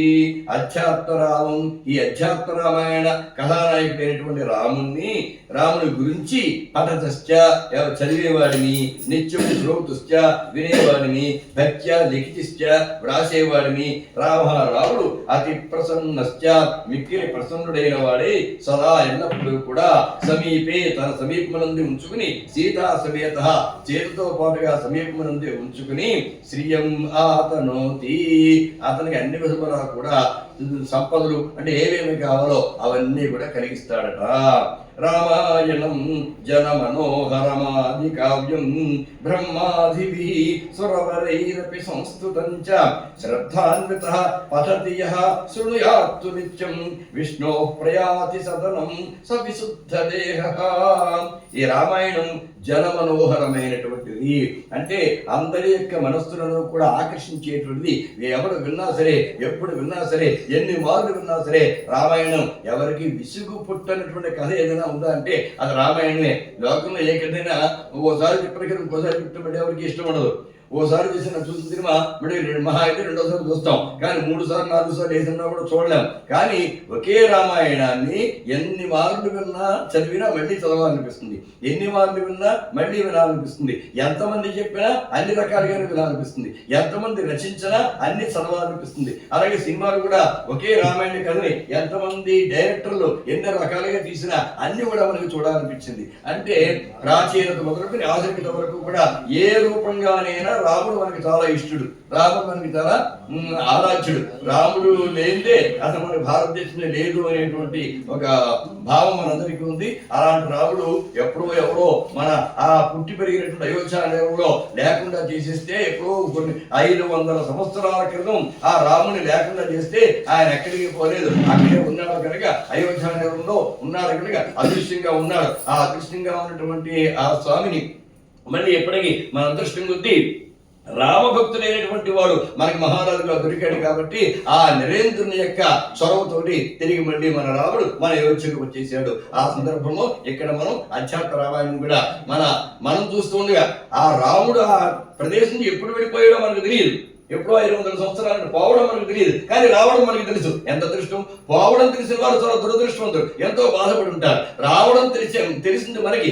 వచ్చిన సమయంలో మనం అంతా ఉన్నాం, ఇది మనకి నిజంగా చాలా అదృష్టం. వచ్చిన తర్వాత మనం అంతా దర్శనాలు చేసుకోగలుగుతున్నాం, మనం చాలా అదృష్టవంతులం అన్నమాట, భాగ్యవంతులం. ఈ సమయంలో మనం పుట్టి ఉన్నందుకు, ఆ అయోధ్యారామును దర్శించేటువంటి అవకాశం మనకి కలిగినందుకు మనం అంతా ధన్యులు. ఈ సందర్భంలో మరి చాలా ఒక మహాత్ములైనటువంటి వారు పూజ్యులు వీరు నామదేం చెప్పండి, రంగనాథ శర్మ గారు, వర్ధమాని రంగనాథ శర్మ గారు. నిజంగా వారు చూస్తుంటే పెద్దలు ఎప్పుడో నా చిన్నప్పుడు చెప్పిన మాట నాకు నిజం అనిపించింది. రామాయణం ఎక్కడైనా చెబుతుంటే ఏదో రూపంలో హనుమంతుడు వచ్చి కూర్చుంటాడు అని. నిజంగా వారు చూసి హనుమంతులాగే అనిపించాడు, నిజంగా నాకు అదే అనిపించింది. వారు ఆ కాశీతో కట్టుకుంటే అందరికీ అదే భావం కలిగింది. నిజంగా అలాంటి వారు కూర్చున్నారు. వారు పారాయణం శ్రోత్రియంగా చేశారు. అది నాకు ఆనందం ఏంటంటే పారాయణం చాలా మంది చేస్తారు, చాలా శ్రోత్రియంగా చేశారు. ఈ వయసులో కింద మఠం వేసి కూర్చొని చేశారు. అది 40 ఏళ్ళ వాళ్ళు ఎవరి కింద కూర్చోలేకపోతుంటే మరి 55 ఏళ్ళ వయసులో ఉండి పెక్క వేసి కూర్చోవడం ఉంటేనే అలా మఠం వేసి కూర్చుని బ్రహ్మాండంగా ఈ రంగనాథ శర్మ గారు పారాయణం చేశారు. ఇక్కడ నా శక్తి మేరకు, ఆ రాముడు నాకు అందించిన ప్రోత్సాహం మేరకు నేను ఈ ప్రవచనం చేయడం జరిగింది. ఈ మన ఆత్మారాము గారు, నిజంగా ఆయన ఆత్మారాముడే. రాముడికి ఆయన ఆత్మే ఆరాము అన్నమాట. తోట ఆయన ఆత్మలో రాముడు గ్రహిస్తూ ఉంటాడు. వారు ఫోన్ చేసి మరి నన్ను ఎప్పుడు చూసారని ఎలా తెలుసో నాకు తెలియదు, నా ఫోన్ నెంబర్ వారికి ఎలా తెలుసో తెలియదు. మరి వారు నాకు ఫోన్ చేసి అయ్యా మీరు రావాలి, నేను తప్పుకున్నాను, ఇలా 9 రోజులు చెప్పాలన్నారు. అలాగే చెప్తాను. మళ్ళీ నెమ్మదిగా పెంచడం అనమాట. 9 రోజులు 2 పూట్ల చెప్పాలని అన్నారు. అమ్మో 2 పూట్ల అన్నాను. ఎక్కడైనా ఒక పూట చెప్తున్నా సార్, ఇంకా సరే 2 పూటలు చెప్తా అన్నాను. పూటకి 3 గంటలు అన్నారు. ఇంక గుండెలో రాయడింది నాకు. అప్పుడు మాత్రం అనేసాను 3 గంటలు సినిమా మనం చూడలేకపోతున్నారు ఇవాళ ఎవరు కూడా, కంటిన్యూ మన మధ్యలో ఇంటర్వ్యూ లేకపోతే అదే 3 గంటలు మరీ ఎక్కువనండి, చెప్పడం నాకెంత కష్టం, వినడం కూడా కష్టమే, 2 గంటలు సరిపోతుంది అన్నాను. వారు దానికి అంగీకరించారు. మధ్యలో కాస్త గాత్ర సౌరభ్యానికి ఇబ్బంది కలిగితే మందు కూడా ఆయన ఇచ్చారు. అది చాలా బాగా పనిచేస్తుంది. లేకపోతే 2వ రోజు కూర్చొని అంటే చలిగాల్లోకి వచ్చాను కదా మా ప్రాంతం నుంచి ఇక్కడికి, కొంచెం గొంతు తేడా చేస్తే 9 రోజులు ఎలా నడుస్తుందని బెంగపడ్డాను. నేను వీరికి తెలియదు కానీ నేను వేరే వాళ్ళకి మాట్లాడాను, వేరే పండితుడికి నేను మాట్లాడాను. నాకు గొంతు ఇబ్బంది కలిగేలా ఉంది, చెప్పలేని స్థితి వస్తే దీక్షకు రాకూడదు, మీరు వచ్చి మాట్లాడాల్సిన అని నేను మాట్లాడడం కూడా జరిగింది. మల్లాప్రాడ శ్రీమన్నారాయణ గారికి చెప్పాను, ఫోన్ ఎంగేజ్ చేసిన. అయితే ఆ సమయంలో నేను లేకపోతే ఎవరో ఒకరు పప్పడం చేస్తాను, మీరు ఇబ్బంది పడుతుంది ఆయన అన్నారు. అంతలో ఈయన మళ్ళీ మందు ఇచ్చారు. ఆ మందు పడుతూ గొంతు ఎగిరిపోయింది, గాత్రతో ఎగిరిపోయింది, హాయిగా పనిచేస్తుంది. 9 రోజులు వచ్చేసింది. ఇలాగా నాకు ఎక్కడైనా సరే సభలలో చెప్పడమే అలవాటు. ఇంతవరకు ప్రసంగాలు ఎక్కడ ఇళ్లలో ఎప్పుడూ చేయలేదు. నేను ఎప్పుడో 30-40 ఏళ్ళ నుంచి ఏవో ప్రసంగాలు, సాహిత్య ప్రసంగాలు, ఆధ్యాత్మిక ప్రసంగాలు చేస్తూనే ఉన్నాను. కానీ మొట్టమొదటిసారిగా ఇంట్లోన, పైగా మైక్ కూడా లేకుండా చేయడం అనుకున్నాను. కానీ నాకు అదికంటే ఇదే ఎక్కువ ఆనందాన్ని కలిగించింది. ఎందుకు అంటే కుటుంబ సభ్యుల మధ్య ఒక ఇష్టగోష్ఠి, మనం కూర్చొని మాట్లాడుకుంటున్నాం. ఇంటి పెద్ద, ఇంట్లో వాళ్ళందరికీ ఏదైనా రామాయణ భారత భావం చెప్తుంటే రోజు సారం దగ్గరలో చెప్తుంటారే, అలా చెప్పిన అనుభూతి నాకు కలిగింది. కనుక నా ఇంట్లో నేను ఉన్నట్టే నాకు అనుభూతి కలిగింది. కానీ ఎక్కడో వచ్చి నేను ప్రవచనం చేస్తున్న అనుభూతి నాకు కలగలేదు. నా సొంత ఇంట్లో ఉన్నట్టుగా ఉన్నాను. కాబట్టి మీ అందరికీ కూడా ఈ సందర్భంగా ధన్యవాదాలు తెలియజేస్తూ, పలుకగలిగినదెంతలో పలికినాను, సమయమున్నంతలో చెప్పజాలినాను, తృప్తి పడినారో శక్తియున్నంతలో చెప్పజాలినాను, తృప్తి పడినారో మీరు అసంతృప్తి పడిరో సెలవు సంగిన పోయి వచ్చేదను నేను. ధన్యవాదాలు మీకు. కలం పట్టి బంగారం, కలం పట్టి సంస్కారం, గలం ఎత్తి గాంధర్వం సాధించిన జాతి మనది. శిశువులైన పశువులైన నాగులైన నరులైన తలయూచే సంగీతం వినిపించిన జాతి మనది. అప్సరలే మత్సరింప, నటరాజే పరవశింప, అడుగడుగున ఒడుగు చూపి నర్తించిన జాతి మనది. కత్తి కంటే పదునైనది కలమంటూ చాటి చెప్పి సాహిత్యం సౌహిత్యం కలపోసిన జాతి మనది. పైడి జరి పట్టుబట్ట అగ్గి పెట్టెలు అమర్చి ఫలితనమున పస చూపిన జాడలున్న జాతి మనది. స్వతంత్రత సమరంలో స్వరాజ్యాన్ని సాధించి మీరు ఏ పురాణమైనా తిరగేయండి, ఏ చరిత్రైనా తిరగేయండి, ఎప్పుడైనా ఎక్కడైనా యుద్ధం అంటూ ఒకటి జరిగిందంటే తప్పనిసరిగా విల్లంపులు ఉండాలి, కత్తులు కటార్లు ఉండాలి, ఈటలు బల్లాలు ఉండాలి, గదలు ఉండాలి, ఇంకా ఆధునిక కాలంలో తుపాకులు ఉండాలి, ఎప్పుడైతే బాంబులు ఉండాలి. కానీ చేతితో ఆయుధం అన్నదే ధరించకుండగా రవి అస్తమించిన బ్రిటిష్ సామ్రాజ్యాన్ని 7 సముద్రాల అవతలకు గంట కలిగిన ఘన చరిత్ర సృష్టి ఆరంభమైన తర్వాత మన భారతదేశానికి మాత్రమే దక్కింది. ఇండియా మేరా భారత్ మహాన్ హై. స్వతంత్రత సమరంలో స్వరాజ్యాన్ని సాధించి అహింసయే అహింసయే అహింసయే ఆయుధమని చాటించిన జాతి మనది.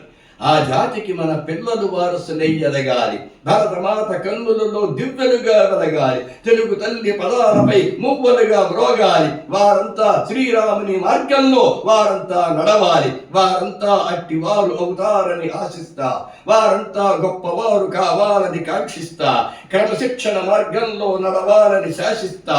ఆశిస్తా, కాంక్షిస్తా, శాసిస్తా. సెలవిస్తే వెళ్ళొస్తా. బ్రహ్మశ్రీ డాక్టర్ కడిమెళ్ళ వరప్రసాద్ గారు చాలా సుప్రసిద్ధ అవధానాలు, ఎన్నో గొప్ప గొప్ప అష్టావధానాలు, శతావధానాలు, సహస్రావధానం కూడా చేశారు. మా తెలుగు రాష్ట్రాల్లో ఉన్నటువంటి 6 సహస్రావధానంలో వారు కూడా ఒకరు. ఈ గొప్ప వ్యక్తి యొక్క సమయం దొరకడం అనేటువంటి నా అదృష్టం. వారు చాలా దయతో అంగీకరించారు 10 రోజుల పాటు ఇక్కడ వచ్చి ప్రసంగం చేయడానికి. వారు చెప్పినట్టుగా ఇళ్లలో జనరల్గా ఎవరు చేయరు. వారు ఇలా వచ్చి అంగీకరించి చేయడం అనేటువంటిది నిజంగా నా అదృష్టం. వాళ్ళకి నేను ఎంతో రుణపడి ఉంటాను. చక్కగా 2 పూట్ల చాలా ఓపికగా ప్రశాంతంగా చక్కగా చెప్పి మనకు ఎన్నో కొత్త విషయాలు తెలియపరిచారు. అందుకు సరదా ఎప్పుడు కృతజ్ఞతలు అండి. చాలా సంతోషం. మీరు చాలా గొప్ప సమయాన్ని ఇచ్చి మమ్మల్ని అందరినీ కృతజ్ఞతలు చేశారు. అందరి సహకారం కూడా నాకు చక్కగా లభించింది. మా మిత్రులు, మా అక్కయ్యలు, మా అన్నయ్య, అందరూ, మా వియ్యంకుడ గారు అంతా అందరూ చక్కగా తలో చేయి వేసి ఈ కార్యక్రమాన్ని చక్కగా దిగ్విజయం చేశారు. వాళ్ళందరికీ కూడా నేను కృతజ్ఞతలు తెలుపుకుంటున్నాను. అదే సార్.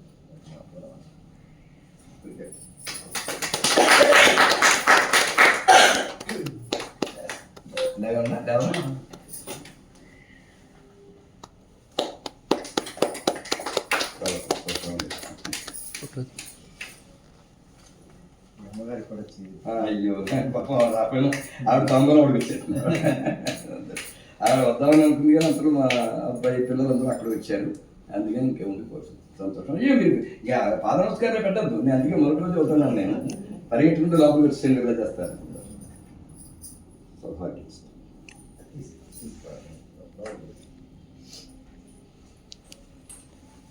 శ్రీరామ శ్రీరామ రామ రామేతి శ్రీరామ రామ రామేతి రమే రామే మనోరమే రమే రామే మనోరమే సహస్రనామ తత్తుల్యం సహస్రనామ తత్తుల్యం రామనామ వరాననే రామనామ వరాననే శ్రీరామ రామ రామేతి శ్రీరామ రామ రామేతి రమే రామే మనోరమే రమే రామే మనోరమే సహస్రనామ తత్తుల్యం సహస్రనామ తత్తుల్యం రామనామ వరాననే రామనామ వరాననే శ్రీరామ రామ రామేతి శ్రీరామ రామ రామేతి రమే రామే మనోరమే రమే రామే మనోరమే సహస్రనామ తత్తుల్యం సహస్రనామ తత్తుల్యం రామనామ వరాననే రామనామ వరాననే రామనామ వరానన ఓం నమ ఇతి రామనామ వరానన ఓం నమ ఇతి. జై శ్రీరామ్. జై శ్రీరామ్. ఈ బ్రహ్మశ్రీ పంపెల్ల సుబ్రహ్మణ్యం గారు యాక్చువల్గా ఇక్కడ పారాయణ చేయడానికి అంగీకరించి వచ్చి ఉన్నారు ఇదివరకు. అయితే 3 రోజులు అయిన తర్వాత వారికి అశోచన రావడం వల్ల వారు వెళ్ళవలసి వచ్చింది. అప్పుడు ఎవరున్నారా, ఎట్లా కార్యక్రమం నిర్విఘ్నంగా సాగాలి, ఎట్లా కానీ వెతుకుతుండగా అదృష్టవశాత్తు ఈ వడ్లమాని రంగనాథ శర్మ గారు లభించారు. మన అదృష్టం కొద్ది. అది వారు ఎంత బాగా చేశారు అనుకున్నాం. వారికంటే ఇంకా కూడా చక్కగా మీరు ఎంతో శ్రద్ధగా, ఎంతో చక్కగా, చాలా నిదానంగా, పద్ధతిగా మొత్తం పారాయణంతా సంపూర్తి చేసి కృతజ్ఞతలుగా వచ్చాను. వారికి కూడా నేను ఎంతో రుణపడి ఉన్నాను. చాలా ధన్యవాదాలు గురుగారు. రండి మా మీరు కూడా రండి మా ఎలాగా రండి.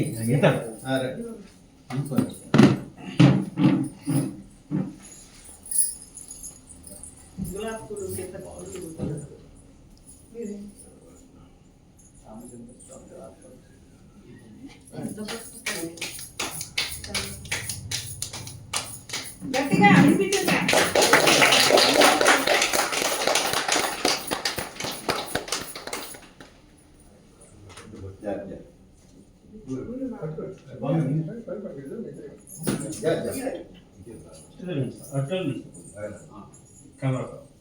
కెమెరా కూడా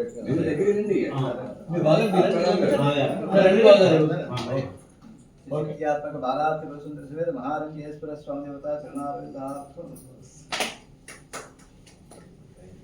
ఆశీర్వాదం.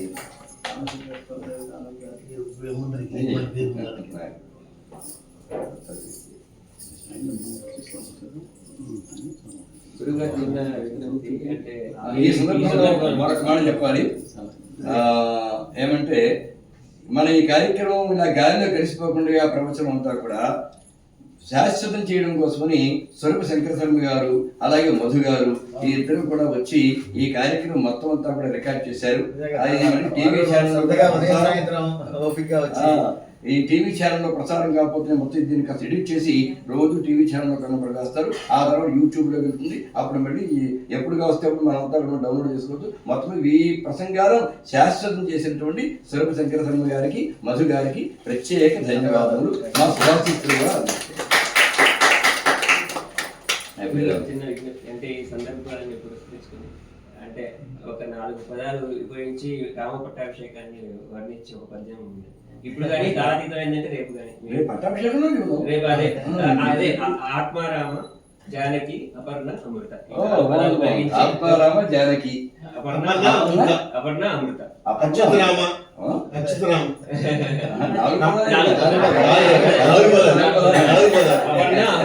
పదాలు ఉపయోగించి రామ పట్టాభిషేకాన్ని వర్ణించి ఆత్మారామ జానకి అపర్ణ అమృత. అలాగే ధన్యవాదాలు. గురుగారు వినప్తి రేపు కొంచెం పట్టాభిషేక సమయం కూడా ఉండి చక్కగా చూసి దానికి కొంచెం కామెంటరీ చిన్నగా నలుగురికి అర్థమయ్యేలాగా ప్రాసెస్ చేయాలని చెప్తాను. వేరే వారి శిష్యులు వస్తున్నారు. వారు రేపు వేరే